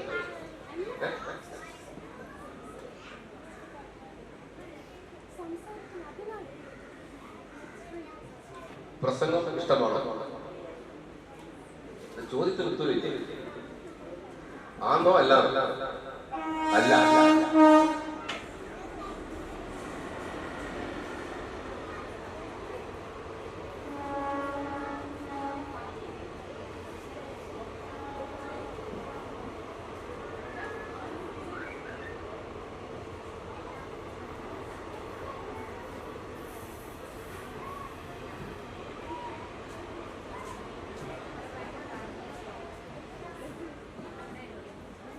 എന്നെ പ്രസംഗിക്കാൻ ഇവിടെ വിളിച്ചപ്പോൾ പറഞ്ഞത്, രക്ഷിതാക്കളോട് ഈ കാലഘട്ടത്തെ കുറിച്ച് സംസാരിക്കാൻ. ചെറിയ മക്കളോട് പ്രത്യേകിച്ച് സംസാരിക്കും, മക്കളോട് പ്രത്യേകിച്ച് സംസാരിക്കേണ്ട ആവശ്യമില്ല. നിങ്ങളെല്ലാം നല്ല രക്ഷിതാക്കളാണ്. ആണോ? നിങ്ങൾ എന്നെ ഇങ്ങനെ തുറത്തി നോക്കുന്നുമുണ്ട്. നിർത്തും. നിങ്ങൾ എന്നെ ഇങ്ങനെ പേടിപ്പിക്കരുത്. നിങ്ങൾ നല്ല രക്ഷിതാക്കളാണ്. ആണെന്നുള്ള ഒന്ന് കൈയ്യോർത്തി. ഞാൻ നല്ലൊരു പാരന്റാണ്. ഉറപ്പില്ല. ധൈര്യത്തിലെത്തിക്കോ. മാഷന്മാർക്കും ടീച്ചർമാർക്കും എന്തോ ആണ്. നിങ്ങളെല്ലാം നല്ല രക്ഷിതാക്കളാണ്. പിന്നെ എന്റെ ക്ലാസ്സിന്റെ ആവശ്യമില്ല. എന്റെ ക്ലാസ്സിന്റെ ആവശ്യമില്ല. ഈ ക്ലാസ്സിന്റെ അവസാനം ഞാൻ ഈ ചോദ്യം ആവർത്തിക്കും. അപ്പോഴും ഇപ്പോൾ കാണിച്ച ആവേശത്തോടെ നിങ്ങൾ കൈകൾ ഉയർത്തണം. ഉയർത്തോ? ഉറപ്പ്? ഇനി കുറച്ച് നിമിഷങ്ങൾ മാത്രമേ ബാക്കി പറയൂ. ഞാൻ എന്തായാലും പ്രസംഗിക്കാൻ ഉദ്ദേശിക്കുന്നില്ല. കാരണം പ്രസംഗം ആർക്കും ഇഷ്ടമല്ല. ഇഷ്ടമാണ്, സത്യം പറ, പ്രസംഗം ഇഷ്ടമാണ്. അല്ല, ഉത്തരം വളരെ കറക്റ്റ് അല്ല. എന്തുകൊണ്ടല്ല? പ്രസംഗം ഇഷ്ടമല്ല. അതന്നെ. പാട്ട് ഇഷ്ടമാണ്. പാട്ട് കുറച്ചും കൂടി. എന്തുകൊണ്ടാണ് പാട്ട് ഇഷ്ടപ്പെടുകയും പ്രസംഗം ഇഷ്ടപ്പെടാത്തതും ചെയ്തെന്തുകൊണ്ടാണ്? നമ്മൾ തലച്ചോറിന് ഏറ്റവും എളുപ്പത്തിൽ സ്വീകരിക്കുന്നത് നമ്മൾ ഇഷ്ടപ്പെടും അല്ലേ? ഞാനൊരു ചോദ്യം നിങ്ങളോട് ചോദിക്കട്ടെ. ചോദ്യം ഇഷ്ടമല്ലേ? ഇത് നിങ്ങൾ എന്നെ നോക്കാണ്ടിരിക്കുന്നത്? നമ്മൾ സാധാരണ ക്ലാസ്സുകളിൽ ചോദ്യം ചോദിക്കാൻ നമ്മൾ കണ്ണല്ലങ്ങ് താഴ്ത്താം. കാരണം നമ്മളോട് ചോദിക്കേണ്ടത് നിങ്ങൾക്ക് ചോദ്യം ഇഷ്ടമാണ്. രക്ഷിതാക്കളോടാണ്. നിങ്ങൾക്ക് ചോദ്യങ്ങൾ ഇഷ്ടമാണ്. ഉറപ്പ്? നിങ്ങൾക്കൊരു ചായ കാണില്ല, ഒരു ഉഷാറൊന്നും പായസം കുടിച്ചു, എന്നിട്ട് ഒരു ഉഷാറ് കാണില്ലല്ലോ. നിങ്ങളെ ഏറ്റവും വലിയ ആഗ്രഹം എന്താണ്? ഏറ്റവും വലിയ ആഗ്രഹം എന്താണ്? എന്താണ്? പൈലറ്റാണ്? പോലീസാണ്? പിന്നെ വീട്ടിലിരിക്കുന്ന രക്ഷിതാക്കൾക്ക് ആഗ്രഹം ഉണ്ടാവും. നിങ്ങൾക്ക് ആഗ്രഹമില്ല, ഒരു പ്രതീക്ഷയില്ലേ? ഞാൻ വന്ന് നോക്കുമ്പോൾ ഈ കുട്ടികളുടെ കണ്ണിൽ വലിയ തെളിച്ചമുണ്ട്. വിറകിലിരിക്കുന്ന രക്ഷിതാക്കളുടെ കണ്ണിൽ സങ്കട. അതെന്തുകൊണ്ടാണ്? ഇവരിൽ കണ്ണിൽ തെളിച്ചവും നിങ്ങളുടെ കണ്ണിൽ തെളിച്ചമില്ല. എന്റെ ചോദ്യം ഇതാണ്, സമ്പത്തുള്ളവർ ഒന്ന് കൈ ഉയർത്തുക. ഇൻകം ടാക്സ് പേടിച്ചിട്ട് കൈ ഉയർത്താൻ നിൽക്കണ്ട. ഒരാൾക്കും സമ്പത്തില്ലേ? ആർക്കും സമ്പത്തില്ല. എന്റെ ചോദ്യം ഞാൻ വീണ്ടും ആവർത്തിക്കുകയാണ്. സമ്പത്തുള്ളവർ ഒന്ന് കൈ ഉയർത്തും. രണ്ടുപേർ. മക്കളുള്ളവർ ഒന്ന് കൈ ഉയർത്തും. നിങ്ങൾക്ക് ക്ലാസ് അത്യാവശ്യമാണ്. നിങ്ങൾ നല്ല രക്ഷിതാക്കളല്ല. തൊട്ട മുന്നേ ഞാൻ ചോദിച്ചു, നല്ല രക്ഷിതാക്കളാണ്. നിങ്ങൾ ആവേശപൂർവ്വം കൈ ഉയർത്തി. ഞാൻ ഇപ്പോൾ ചോദിച്ചു, മക്കളുള്ളവർ സമ്പത്തുള്ളവർ കൈ ഉയർത്തി. നിങ്ങൾ രണ്ട് കൈയും താഴെ. നിങ്ങൾക്ക് നിങ്ങൾ നല്ല രക്ഷിതാക്കളെയല്ല. മക്കളുണ്ടായിട്ടും അത് സമ്പത്താണെന്ന് തോന്നിയിട്ടില്ലെങ്കിൽ നിങ്ങൾക്ക് കാര്യമായി എന്തോ കുഴപ്പമുണ്ട്. ഞാൻ ഭയങ്കര സമ്പന്നനാണ്, എനിക്ക് 2 മക്കൾ. നിങ്ങൾ സമ്പന്നനല്ല എന്ന് നിങ്ങൾക്ക് തോന്നുന്നുണ്ടെങ്കിൽ നിങ്ങൾക്ക് ട്രീറ്റ്മെന്റ് ആവശ്യം. മക്കളില്ലാത്തവരിലേക്ക് ഒന്ന് നോക്കൂ. അപ്പോൾ നിങ്ങൾക്ക് തിരിയും മക്കൾ എന്ന് പറഞ്ഞ അസറ്റാണ്. എന്താണ്? നിങ്ങൾ പത്രം വായിക്കാറുണ്ടോ? കള്ളത്തരം പറയാൻ തല പൊട്ടിത്തെറിച്ചു. പത്രം വായിക്കാറുണ്ടോ? ഉണ്ടോ ഇല്ലയോ? നിങ്ങൾ പത്രം കണ്ടിട്ടില്ലേ? നമ്മുടെ വീട്ടിലൊക്കെ വരും, രാവിലെ വരും, ഇങ്ങനെ തുറക്കാം, ഇങ്ങനെയും തുറക്കാം. അങ്ങനെ ഒരു സാധനം മക്കൾ കണ്ടില്ല. പത്രം രക്ഷിതാക്കൾ കാണാത്ത പത്രങ്ങൾ കാണുക. പത്രം കണ്ടിട്ടില്ലേ? വായിക്കലുണ്ടോ? ചിലപ്പോ നമ്മുടെ ഏറ്റവും വലിയ ആഗ്രഹം മക്കൾ നന്നായി വായിച്ച് വലിയ ഉയരത്തിലെത്തണം. പക്ഷെ നമ്മൾ എന്ത് ചെയ്യില്ല? പത്രം വായിക്കില്ല. ഞാനെന്താ പത്രം വായിക്കണം ചോദിച്ചെന്നറിയോ? 3.5 വയസ്സുള്ള കുട്ടിയെ അതിക്രൂരമായി അച്ഛൻ കൊന്ന വാർത്ത കേരളം ഞെട്ടലോടെയാണ് കേട്ടത്. നിങ്ങൾക്കൊരു ഞെട്ടൽ കാണുന്നില്ലല്ലോ അല്ലേ? 3.5 വയസ്സുള്ള പെൺകുട്ടിയെ ഒന്ന് അമ്പോ കണക്കെല്ലാം എന്നോട് ഇതിലാള് മോശം കണക്കല്ല. 3.5 വയസ്സുള്ള പെൺകുട്ടിയെ അമ്മ ആറ്റിലേക്ക് എറിഞ്ഞു കൊന്നത് 1 മാസങ്ങൾക്ക് മുമ്പെയാണ്. കേട്ടിരുന്നോ? എന്നിട്ട് നിങ്ങൾക്ക് ഒരു കുലുക്കവും ഇല്ല. എന്തുകൊണ്ടാണെന്നറിയോ കുലുക്കില്ലാത്ത? ഇതൊന്നും എവിടെ സംഭവിക്കൂല. അപ്പുറത്തെ വീട്ടിൽ സംഭവിച്ചാലും എന്റെ വീട്ടിൽ സംഭവിക്കൂല എന്ന പ്രതീക്ഷയിലാണ്. അഫാൻ എന്നൊരു ചെറുപ്പക്കാരൻ തിരുവനന്തപുരത്ത് രാവിലെ 11 മണിക്ക് സ്വന്തം ഉമ്മാമയെ വെട്ടിക്കൊന്നു. 23 വയസ്സുള്ള സ്വന്തം കാമുകിയെ അതിക്രൂരമായി കൊന്നു. 16 വയസ്സുള്ള സഹോദരൻ നിഷ്കരണം കൊന്നു. ഇനിമൊരു ഇടവലക്കാരൻ രക്ഷപ്പെട്ടു. ഇടവലത്തിൽ 2 ആളെയും മൊത്തം 5 പേരാ. രാവിലെ 11 മണി തൊട്ട് വൈകിട്ട് 3 മണിക്കുള്ളിൽ കൊന്നൊടുക്കി. ആരെയും കൊല്ലാൻ വഴിയില്ലാത്ത, ആരെയും ഫിസിക്കലി സെക്ഷലി അബ്യൂസ് ചെയ്യാൻ വഴിയില്ലാത്ത ബന്ധുക്കളും സഹോദരങ്ങളും ആൾക്കാരുമുള്ള തലച്ചോറുള്ള ആളുകൾ നമുക്ക് ചുറ്റുമുണ്ട് എന്ന ബോധ്യം ആർക്ക് വേണം? ആർക്ക് വേണം? എനക്കോ? എനക്കാ ബോധം കൊണ്ട് നമ്മളാ പറഞ്ഞേ.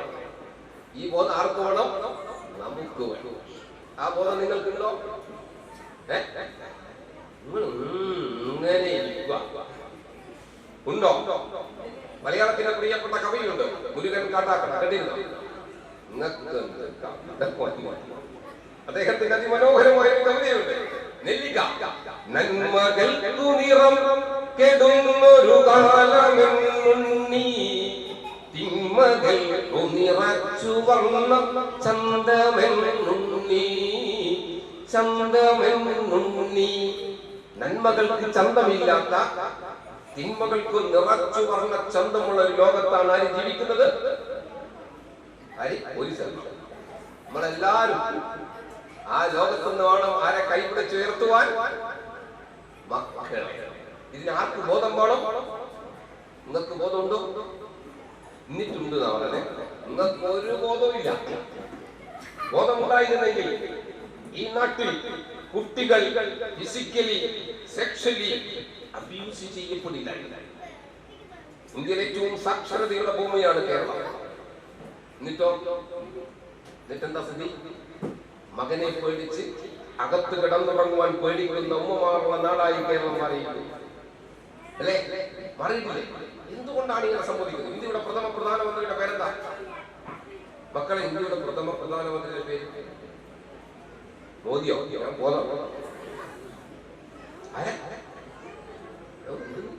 പറഞ്ഞോ? ജവഹർലാൽ നെഹ്റു. നെഹ്റുവിന്റെ ക്ലാസ്സിൽ കുട്ടികളോട് ചോദ്യം ചോദിച്ചു. ഞാൻ ആ ചോദ്യം നിങ്ങളോട് ആവർത്തിക്കാം. പറയോ? എടാ പറയടാ, എല്ലാം പോലെ ചോദ്യത്തിന് ഉത്തരം പറയില്ലേ? നിങ്ങൾക്ക് കണ്ണുണ്ടോ? നെഹ്റു ചോദിച്ചു, നിങ്ങൾക്ക് കണ്ണുണ്ടോ? അല്ല പൊട്ട, നീ കണ്ണ് കാണുന്നില്ലേ? കണ്ണുണ്ടോ? അടുത്ത ചോദ്യം നെഹ്റു ചോദിക്കുന്നുണ്ട്, കണ്ണെന്തിനാണ്? കണ്ണ് രക്ഷിതാക്കളോട് ചോദ്യം ആവർത്തിക്കുന്നു, കണ്ണെന്തിനാണ്? അതാ പറഞ്ഞ ഇന്നൊക്കെ ഒന്നുമില്ല. വിലുപോട്ടെ, വില പാവങ്ങൾ, നിഷ്കളങ്ക.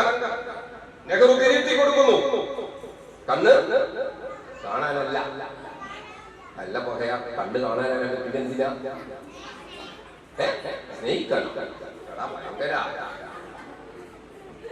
നെഹ്റു തിരുത്തി കൊടുക്കുന്നു, കാണേണ്ടത് കാണാനാണ്. എന്തിനാണ്? എല്ലാം കാണാനല്ല. അടുത്ത ചോദ്യം നെഹ്റു ചോദിക്കുന്നുണ്ട്, ഞാൻ ആവർത്തിക്കാം, നിങ്ങൾക്ക് കാതുണ്ടോ? കാതെന്തിനാണ്? ഇനി നിങ്ങളത് പറയും, കേൾക്കേണ്ടത് കേൾക്കേണ്ടത് കേൾക്കാനാണ്. അടുത്ത ചോദ്യം നെഹ്റു ചോദിക്കുന്നു, നിങ്ങൾക്ക് നാവുണ്ടോ? നാവ് എന്തിനാണ്? നുണ പറയാ, ഭയങ്കരമായ അമ്മയെ പറ്റി കുറ്റം പറയാം. അല്ല, പറയേണ്ടത് പറയുവാനും, കാണേണ്ടത് കാണുവാനും, കേൾക്കേണ്ടത് കേൾക്കുവാനും, പറയേണ്ടത് പറയുവാനും പഠിക്കലാണ് വിദ്യാഭ്യാസം. പക്ഷെ നമ്മളെല്ലാം വിചാരിച്ചിരുന്നത് A+ വേണ്ടിയിട്ടാണ്. A+ വേണ്ടിയിട്ടല്ല. A+B whole square, A² + 2AB + B². ഒരു മാർക്ക്. വീട്ടിലേക്ക് ഒരാൾ കയറി വരുമ്പോൾ ചമ്മൽ പടഞ്ഞിരിക്കുന്ന കുട്ടികൾ എന്ത് ചെയ്യും? കാലെടുത്തതിന്റെ മുകളിൽ വെക്കൂലേ? വെക്കുവോ? നിങ്ങളുടെ നല്ല മക്കളും നിനക്ക് കൊടുത്ത് പോണല്ലോ. മക്കൾ യഥാർത്ഥത്തിൽ എഴുന്നേറ്റ് നിന്ന് അവരെ സ്വീകരിക്കലാണ് പഠനം. മറ്റതിനൊരു മാർക്ക് കിട്ടുമായിരിക്കും. ആ മാർക്ക് കിട്ടൽ മാത്രമല്ല വിദ്യാഭ്യാസം. പക്ഷെ നമ്മളൊക്കെ മക്കളെ കോച്ചുന്നത് എന്തിനാ? മാർക്ക് വാങ്ങാനുള്ള ഒരു മെഷീനാണ്, ഇതൊരു ടൂളാണ്. നമ്മുടെ വലിയ നഷ്ടങ്ങളും എല്ലാം പൂർത്തീകരിക്കുവാൻ ഒരു ഉപകരണമാണ് മക്കൾ. നിങ്ങൾ എന്തിനാ സ്കൂളിൽ വിദ്യാഭ്യാസത്തിന് കുട്ടികൾ പറഞ്ഞയക്കുന്നത്? പറയൂ, രക്ഷിതാക്കളോ?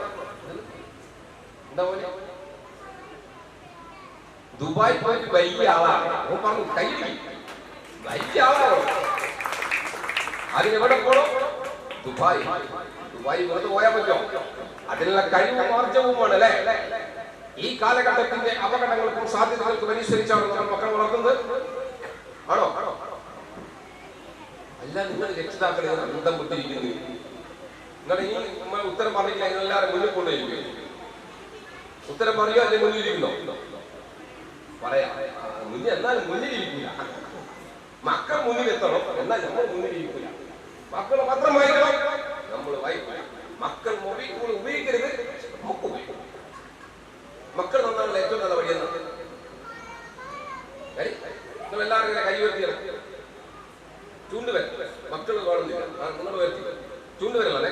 നെറ്റിയിൽ തൊടും, കണ്ണിൽ, പുരികത്തിൽ, മൂക്കിൽ, ചുണ്ടിൽ, താടി. വളഞ്ഞ തിരിഞ്ഞ ആൾക്കാരുടെ താടിയിലാണ്. കുറെ ആൾക്കാർ ഞാൻ എവിടെയാ തൊടാൻ പറഞ്ഞേ? ഞാൻ എവിടെയാ തൊട്ടത്? കബളി. നിങ്ങൾ ഉപദേശമൊന്നുമല്ല മക്കൾ കേൾക്കുക, നിങ്ങളുടെ പ്രവർത്തിയ. മനസ്സിലായോ? ഉപദേശവും പ്രവൃത്തിയും തമ്മിൽ ഒരു ബന്ധവും നമ്മുടെ നാട്ടിലില്ല. അങ്ങനെ ഉണ്ടായിരുന്നെങ്കിൽ ഒരു കുട്ടിയും അപകടപ്പെടില്ല. നിങ്ങൾ ചിന്തിച്ചിട്ടുണ്ട് എന്തുകൊണ്ടാണ് കുട്ടികൾ അപകടപ്പെടുന്നത്? എന്നെ അപകടപ്പെടുത്തുവാൻ ഈ നാട്ടിൽ ഏതെങ്കിലും ലഹരി വസ്തുക്കൾ ഉപയോഗിക്കുന്നോ, മാഫിയയോ മറ്റേതെങ്കിലും തരത്തിൽ സാമ്പത്തിക കുറ്റക്കാരോ ഫിസിക്കലി അബ്യൂസ് ചെയ്യുന്ന ആരെങ്കിലും വിചാരിച്ചാൽ നടക്കുമോ? നടക്കൂന്നോ? നടക്കൂല. മക്കളെ വിചാരിച്ചത്. എന്തുകൊണ്ടാണ് കുട്ടികളെ അപകടപ്പെടുത്താൻ പറ്റുന്നത്? ചെറിയ കുട്ടിയെ പോലും, ആൺകുട്ടികളെ പോലും ശാരീരികമായി ഉപദ്രവിക്കുന്ന ഒരു സമൂഹമാണ് നമ്മൾ. ആരാണ് ഉപദ്രവിക്കുന്നത്? നാട്ടുകാർ മാത്രമല്ല, വീട്ടിന്റെ അകങ്ങളിൽ ഇപ്പോഴും ഒരു കുട്ടികളും സുരക്ഷിതമല്ല എന്ന ബോധ്യമാണ് നിങ്ങൾക്കും എനിക്കും വേണ്ടത്. ഒരു കുട്ടി ഏറ്റവും സുരക്ഷിതം എവിടെയാണ്? Police station. ഉറപ്പം പോലീസ് സ്റ്റേഷനില്ല, വേറെ എവിടെയില്ല. വീട്ടിന്റെ കാര്യം പോകണ്ട, കഞ്ചാവ് അടിക്കുന്ന അച്ഛനാണെങ്കിൽ പോക്കാകാര്യം, അവക്കമായ ബന്ധങ്ങളുള്ള അമ്മയാണെങ്കിൽ പോക്കാകാര്യം, അമ്മ വരെ കൊല്ലുന്നുണ്ട് അല്ലേ? അപ്പൊ എന്തുകൊണ്ടാണ് കുട്ടികൾ ആക്രമിക്കപ്പെടുന്നതാണ്? എല്ലാ കുറ്റകൃത്യങ്ങളുടെയും ഒരു ഭാഗത്ത് മക്കളും മറുഭാഗത്ത് മുതിർന്നവരും. എന്തുകൊണ്ടാണ് കുട്ടികൾ എന്നാണ് രക്ഷിതാക്കളും അധ്യാപകരും തിരിച്ചറിയുന്നത്? എന്തുകൊണ്ടാണെന്നറിയാം? നിങ്ങൾക്ക് ഏറ്റവും ആവശ്യം എന്താ? മക്കൾക്ക് ഏറ്റവും ആവശ്യം നിങ്ങൾക്ക് ഏറ്റവും ആവശ്യം ഇത് മഞ്ചാ പഠിപ്പ്. ഞാൻ മോശിക്കാരോ എന്റെ പേരെന്താ? ഞാൻ ഭീകരനാണ്. ഒരു പഠിപ്പാണ് ആവശ്യം. നിങ്ങൾക്ക് ഏറ്റവും ആവശ്യം. നിങ്ങൾക്കൊന്നും ഒരു ആവശ്യവും ഇല്ല. നിങ്ങൾ ഭീകരന്മാരാണല്ലോ. ഒരാവശ്യമില്ല നിങ്ങൾക്ക്. രക്ഷിതാക്കൾക്ക് ഒരു ആവശ്യമില്ല. സമാധാനം. ഭർത്താവിന്റെ പേര് ഭാര്യക്ക് സമാധാനം ഭർത്താവിനല്ലോ ജീവിക്കുന്നത്. സമാധാനം മനുഷ്യന് ഏറ്റവും ആവശ്യങ്ങളിൽ ഒന്ന് സമാധാനമാണ്. പക്ഷെ ബേസിക്കലി മനുഷ്യന്റെ ഏറ്റവും വലിയൊരു ആവശ്യമാണ് ഈ നാട്ടിലുള്ള എല്ലാ അപകടങ്ങൾക്കും ഈ നാട്ടിലുള്ള എല്ലാ നന്മകൾക്കും കാരണം. ഈ പെയിനിൽ പാലിച്ചുകൊണ്ട് വർക്ക് ചെയ്യുന്നതിന് പിന്നിൽ മനുഷ്യന്റെ നന്മയാണ്. ഇവിടെയുള്ള ഒരുപാട് സാമൂഹ്യ പ്രവർത്തകർ എന്തുവേണ്ടി പ്രവർത്തിക്കുന്നത് നന്മയാണ്. ഞാൻ ചോദിച്ചത് ബേസിക്കലി മനുഷ്യന്റെ ഏറ്റവും വലിയൊരു ആവശ്യം അതാണ്. എല്ലാ അപകടങ്ങൾക്കും കാരണം എല്ലാം എന്താണ് ആവശ്യം? എന്താണ്? പ്രേമം, പണം. ഈ ചിന്ത കാശ് മക്കൾക്ക് ഏറ്റവും ആവശ്യം. ദുൽഖർ സൽമാനെ കാണുക എന്താണ്? അതുകൊണ്ട് ടീച്ചർക്ക് എന്താ ആവശ്യം? ഒരാവശ്യമില്ല. ശമ്പളം കൂടുതൽ തരണം, അതല്ലേ മനസ്സിലല്ലേ? ഞാൻ പറയുകട്ടോ, മാനേജ്മെന്റ് പരിഗണിക്കണം. സ്നേഹം കിട്ടുന്നില്ല. സ്നേഹവും ഭക്ഷണവും ശമ്പളവും ഒക്കെ മനുഷ്യൻ കിട്ടുമ്പോൾ യഥാർത്ഥത്തിൽ കിട്ടുന്നത്. നമ്മൾ ആദ്യമായി ഒരാളെ കാണും, അദ്ദേഹത്തോട് എന്താ ചോദിക്കുക? സുഖം. അവിടെയാണ് സുഖമാണ് നിങ്ങൾക്കും എനിക്കും ഏതൊരു മനുഷ്യനും ആവശ്യം. പക്ഷെ ഗുണകരമായ സുഖങ്ങളുണ്ട്, അപകടകരമായ സുഖങ്ങളുണ്ട്. നമ്മൾ എപ്പോഴും പോവാ പെട്ടെന്ന് സുഖം കിട്ടാനുള്ള അപകടകരമായ സുഖങ്ങളിലേക്ക്. എനിക്ക് ഇവിടെ പ്രസംഗിക്കുമ്പോൾ കിട്ടുന്നത് എന്താണ്? സുഖമാണ്. ഞാൻ പ്രസംഗിക്കുമ്പോൾ നിങ്ങൾക്ക് കിട്ടാത്തതാണ് സുഖം കിട്ടുന്നില്ല. അതാ പ്രസംഗം ഇഷ്ടമല്ല. നിങ്ങൾ മൊബൈൽ ഫോൺ വന്നുകൊണ്ടാണ് സുഖം കിട്ടുന്നത്. വായിക്കുന്നത് സുഖമില്ല. ഭർത്താവിന്റെ ജോലിക്ക് സുഖമുണ്ടോ? ഇല്ല. നാടിന്റെ കുഴപ്പമില്ല. മക്കളെ നിങ്ങൾക്ക് അച്ഛനും അമ്മയുടെ അടുത്ത് സുഖമുണ്ടോ? ഇല്ല. തീർന്ന് നിങ്ങളെ കാര്യം പോയി. അച്ഛനും അമ്മയുടെ അടുത്ത് സുഖമില്ലേ? എന്താ ഉണ്ട്? ഭാഗ്യം. ആര്? 3 സുഖം. ഇവിടെ 6 സുഖമാണ്. അങ്ങനെയുണ്ടോ? 1 സുഖം, 2 സുഖം, അങ്ങനെ സുഖം ഉണ്ടാവും. ഇനി രക്ഷിതാക്കളെടുത്തിരിക്കുമ്പോ സുഖമില്ലാത്ത മക്കളുണ്ടാവും. ഉണ്ടോ? എന്തോ എന്ത് സുഖം?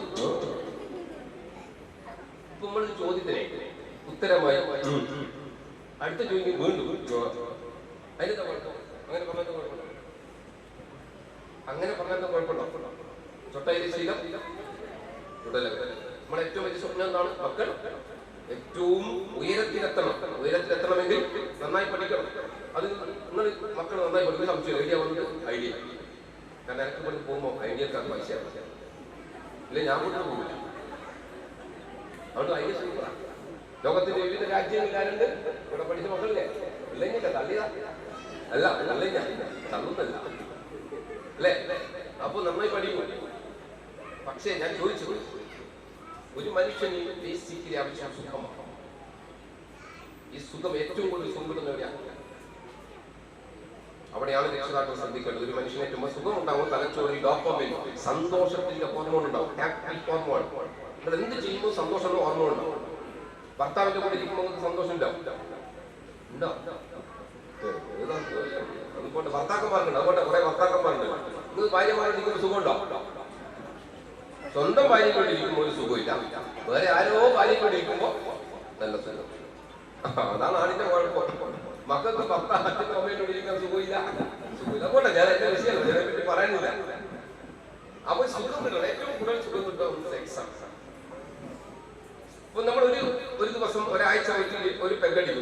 നിങ്ങൾ മദ്യപിക്കൽ അപ്പോൾ ഇല്ല, നല്ല ആൾക്കാരുണ്ട്. മദ്യപിക്കരുത് എന്ന് പഠിപ്പിക്കുന്ന മതമാണ് ഇസ്ലാം മതം. അപ്പോ പെഗടിക്കുന്നു, അടുത്ത ആഴ്ച 2 പെഗടിക്കും. എന്താ അതിൽ കൂടുതൽ സുഖം കിട്ടും. ഈ സെക്സിനേക്കാൾ സുഖം കിട്ടുന്ന ഒരു കാര്യമല്ലോ, അതൊന്നും ഗാംബ്ലിംഗ്, ചൂതാട്ടം. ആധുനിക മനഃശാസ്ത്രം പറയുന്നു മൊബൈൽ ഫോണിന്റെ ഉപയോഗം ഏതിലാണ്? ചൂതാട്ടത്തിലാണ്. ഇതിനേക്കാൾ സുഖം കിട്ടും. ഒറ്റ കാര്യം പറയുക, ഇതിനേക്കാൾ സുഖം. എന്താ പറയുന്നത്? എന്തെന്നാ പഠിച്ച് വലിയ നല്ല മോനാ, നല്ല പോസിറ്റീവ് സുഖം കിട്ടും, അല്ലാതെ സുഖം കിട്ടും. ഏതാ അറിയോ? നാർക്കോട്ടിക്സ്. അതുകൊണ്ടാണ് നമ്മുടെ പ്രിയപ്പെട്ട മോഹൻലാൽ, മലയാളത്തിലെ പ്രിയ നടൻ, പറഞ്ഞത് നാർക്കോട്ടിക്സ് ഈസ് എ ബിസിനസ്. അപ്പോൾ ഏറ്റവും പോസിറ്റീവായ സുഖങ്ങളിലേക്ക് മക്കളെ കൊണ്ട് എത്തിക്കലാണ് യഥാർത്ഥത്തിൽ വിദ്യാഭ്യാസം ചെയ്യുന്നത്. അപ്പൊ ഞാൻ ചോദിച്ചത്, എന്തുകൊണ്ട് കുട്ടികൾ അപകടപ്പെടുന്നു വെച്ചാൽ, നമ്മുടെ എല്ലാം തലച്ചോർ, നമ്മളെ ചിന്തിക്കുന്നത്, ഓർമ്മിക്കുന്നത്, സ്വപ്നം കാണുന്നത് എല്ലാം എന്തുകൊണ്ടാണ്?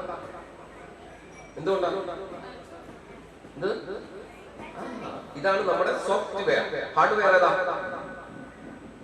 കൈയും കാലും എല്ലാം ഹാർഡ്വെയർ. നമ്മൾ ചിന്തിക്കുന്നതല്ല ഇതിലൂടെ. ഇതിന്റെ ഏറ്റവും ഫ്രണ്ടിൽ നെറ്റിയുടെ തൊട്ടപ്പിറകിൽ ഒരു ഫ്രീ ഫ്രണ്ട് എന്താണ്? കേട്ടോ, ഇതാണ് ഫ്രീ ഫ്രണ്ട്. ഇതാണ് ലോകത്തിലെ വിവിധ കാര്യങ്ങൾ വായിക്കുന്നു, കാണുന്നു, കേൾക്കുന്നു. ഇതിലൊക്കെ ശരി തെറ്റിലേക്ക് മനുഷ്യനെ നയിക്കുന്നത്, ചിന്തിക്കുന്നത് ഇതുകൊണ്ടാണ്. ഇത് പൂർണ്ണമായ വളർച്ചയെത്തുക 23 മുതൽ 25 23 മുതൽ. അതുകൊണ്ടാണ് അതിന് മുന്നേയുള്ള കുട്ടികൾ എന്ത് ചെയ്യുന്നത്? പലപ്പോഴും പല അപകടങ്ങളിലേക്കും പോയി. മനസ്സിലായോ? ഇനി കുട്ടികളെ കുറ്റം പറഞ്ഞില്ല. ഈ ശാസ്ത്ര സാഹിത്യ പരിഷത്ത് സംഘടനയെ കുറിച്ച് കേട്ടില്ല? അങ്ങനെ ഒരു സംഘടന, ശാസ്ത്ര സംഘടനയാണ്. ആ സംഘടനയുടെ ക്യാമ്പുകളിൽ, കുട്ടികൾക്കുള്ള ക്യാമ്പുകളിൽ കുട്ടികളുടെ ഇത്തരത്തിലുള്ള വിമർശനാത്മകമായ കഴിവ് കുറവിനെ പരിഹരിക്കാനുള്ള പാട്ടുകളൊക്കെ പാടിക്കൊടുക്കുന്നത്. ഞാൻ ആ പാട്ട് പാടിയത് കൂടെ പാടുവോ? എന്റെ കുരിപ്പെ, എന്റെ ശബ്ദത്തിൽ ഇനി പാട്ടും കൂടിയാണ് അല്ലേ? നിങ്ങൾ കൈമുട്ടോ മക്കളെ? കൈമുട്ടോ? ഉറപ്പാണോ? അങ്ങനെ ഒന്ന് കൈമുട്ടിയാണ്. ഞാൻ നോക്കട്ടെ, അച്ഛനുണ്ട്. എന്തുകൊണ്ട് എന്തുകൊണ്ട് എന്തുകൊണ്ട് എന്തുകൊണ്ട് എന്തുകൊണ്ട് തുമ്പപ്പൂവന്റെ വെളുത്തിരിക്കാൻ ചെമ്പരത്തി പുച്ചു വന്നിരിക്കാൻ മാനത്തുമാരി എന്തുകൊണ്ട് താരങ്ങൾ മിന്നുന്നത് എന്തുകൊണ്ട് എന്തുകൊണ്ട് എന്തുകൊണ്ട് എന്തുകൊണ്ട് എന്തുകൊണ്ട് എന്തുകൊണ്ട് കക്കയും കാവും പറക്കുന്ന മോലന്റെ മുച്ച പറക്കാത്തത് എന്തുകൊണ്ട് കക്കയും കാവും പറക്കുന്ന മോലന്റെ മുച്ച പറക്കാത്തത് എന്തുകൊണ്ട് എന്തുകൊണ്ട് എന്തുകൊണ്ട് എന്തുകൊണ്ട് എന്തുകൊണ്ട് എന്തുകൊണ്ട് നിങ്ങൾക്കൊന്ന് പാട്ട് വന്നിട്ട് ഇത്തരം ക്യാമ്പുകളിൽ കുട്ടികൾക്ക് പാടിക്കൊടുക്കുമ്പോൾ ഗുണം തന്നെയാണ്. നിങ്ങളെ കുട്ടി നടന്നു പോകുന്ന വഴികളിൽ ഒരാൾ മുട്ടായി കൊടുക്കും, നിങ്ങൾക്ക് ഒരാൾ മുട്ടായി നിങ്ങൾ വാങ്ങോ? നിങ്ങൾ ഭീകരന്മാരായല്ലോ, അടിപൊളി. ഇനി അഥവാ ബന്ധുക്കൾ തന്നാലും വാങ്ങിക്കോ, എല്ലാവരും. പക്ഷെ കഴിക്കാവോ? ഇനി പാട്ട് വേണം. ഒരു കഥ സുഖം. എനിക്ക് പാട്ടൊന്നും എന്നോട് എന്റെ ഭാര്യയും മോനും പറഞ്ഞ ഒറ്റ കാര്യമാണ്, അച്ഛാ പ്രസംഗിച്ചോ, ഒന്നാലും പാട്ട് പാടും. അത് മാത്രം വേണ്ട, ഓലിങ്ങനെ സഹിക്കുകയും പഠിക്കോ. നിങ്ങൾ എങ്ങനെ നശിപ്പിക്കും?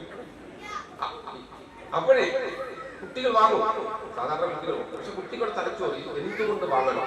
വാങ്ങിയാൽ കഴിക്കാവൂ. കോഴിക്കോട് കുന്നമംഗലത്ത് നടന്നു പോകുന്ന വഴികളിൽ കുട്ടികൾക്ക് ഡ്രഗ്സിന്റെ അംശങ്ങൾ അടങ്ങിയ മുട്ടായി കൊടുത്ത് എത്രയോ കുട്ടികളെ ലഹരിയിലേക്ക് നടത്തും. നിങ്ങൾ വാങ്ങുന്നതിനെല്ലാം കുഴപ്പം. അന്യന്റെ അടുത്ത് നിങ്ങൾക്ക് അപരിചിതരായ ഒരു സ്ഥലത്ത് നിന്നു വേണ്ട, സ്നേഹത്തോടെ വേണ്ട എന്ന് പറയാൻ മക്കളെ പഠിപ്പിക്കണം. പഠിപ്പിച്ചില്ല എങ്കിൽ നമ്മൾ അപകടപ്പെട്ടു. മനസ്സിലായോ? അപ്പൊ ഞാൻ ചോദിച്ചത്, ഈ കുട്ടികളൊക്കെ പലതരത്തിലും മാനസിക പ്രയാസങ്ങളും സങ്കടം വരുമ്പോൾ ഈ കുട്ടികളെ കൊണ്ട് നമ്മൾ എവിടെ പോകും? എവിടെ പോകും? പാർക്കിൽ വേണം, പാർക്കിൽ പോകണം, ഉല്ലസിക്കാൻ പോകണം. ആദ്യം പോവാ, അവിടെ പോകും. സൈക്കാട്രിസ്റ്റ് പോലെ, സൈക്കോളജിസ്റ്റ് പോലെ. ഈ കുട്ടികൾ, ചെറിയ കുട്ടികളെ ഒരു കുട്ടി കഴിഞ്ഞ ദിവസം സ്കൂളിൽ പഠിക്കുന്ന ഒരു കുട്ടി പറഞ്ഞു, എനിക്ക് വീട്ടിൽ പോകണ്ട, സ്കൂൾ വിട്ട് വീട്ടിൽ പോകണം. നിങ്ങൾക്ക് വീട്ടിൽ പോകാൻ ഇഷ്ടമല്ലേ? പഠിക്കാൻ ഇഷ്ടമാണ്, കളിക്കാനോ ഏറ്റവും കൂടുതൽ ഇഷ്ടമെന്ന് പറഞ്ഞാൽ കളിക്കാൻ. ഒരിക്കലും ഏറ്റവും കൂടുതൽ സുഖം എവിടെയാണ്? കളിക്കാൻ. അപ്പൊ ഒരു കുട്ടി പറഞ്ഞ വീട്ടിൽ പോണ്ട. എന്തുകൊണ്ടാ?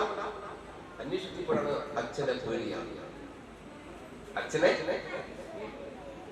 അപ്പോൾ പ്രതിസ്ഥാനത്ത് ഒന്നാം സ്ഥാനത്ത് ആരാണ്? അച്ഛനല്ല, അച്ഛനും അമ്മയും ഫാമിലി. നിങ്ങൾ ഫാമിലി വെഡിങ് സെന്റർ പോയിട്ടുണ്ടോ? നിങ്ങൾ ഡ്രസ്സൊന്നും വാങ്ങാൻ പോകുന്നില്ലേ? അതിനും പോക്കില്ല മക്കളെ. ഫാമിലി വെഡിങ് സെന്റർ കണ്ടില്ല? ആ വെഡിങ് സെന്ററിന്റെ ഒരു പരസ്യമുണ്ട്, കണ്ടിട്ടുണ്ടോ? നിങ്ങൾക്ക് അവിടെ പോയി സാധനം വാങ്ങുന്നത് പോയി എന്റെ ഇഷ്ടങ്ങൾ എന്റെ ഫാമിലിക്ക് അറിയാം, മക്കളുടെ ഇഷ്ടങ്ങൾക്ക് അറിയാമോ? നിങ്ങളെ ഭർത്താവിന്റെ ഇഷ്ടങ്ങൾക്ക് അറിയാമോ? നിങ്ങളെ ഭാര്യയുടെ ഇഷ്ടങ്ങൾക്ക് അറിയാമോ? അറിഞ്ഞൂടാ? അറിയാം. ഇവിടുന്ന് പറയാ അറിയാം. ഭാര്യയോട് ചോദിച്ചോ. എല്ലാ മക്കളും നിങ്ങളുടെ ഇഷ്ടങ്ങൾ അച്ഛനും നമുക്ക് അറിയാമോ? ഇപ്പൊ കുമ്മക്ക് അറിയാമോ? ഞാനൊരു ക്ലാസ് ചോദിച്ചു അറിയാമോ? രക്ഷിതാക്കൾ പറഞ്ഞാൽ അറിയാം, മക്കൾ പറഞ്ഞാൽ അറിഞ്ഞൂടാ. അപ്പൊ ഞാൻ ഏത് വിശ്വസിക്കണം? മക്കൾ പറഞ്ഞു. കാരണം പോലെ മനസ്സിൽ ഉള്ള മനസ്സിൽ ഫാമിലി വെഡിങ് സെന്റർ.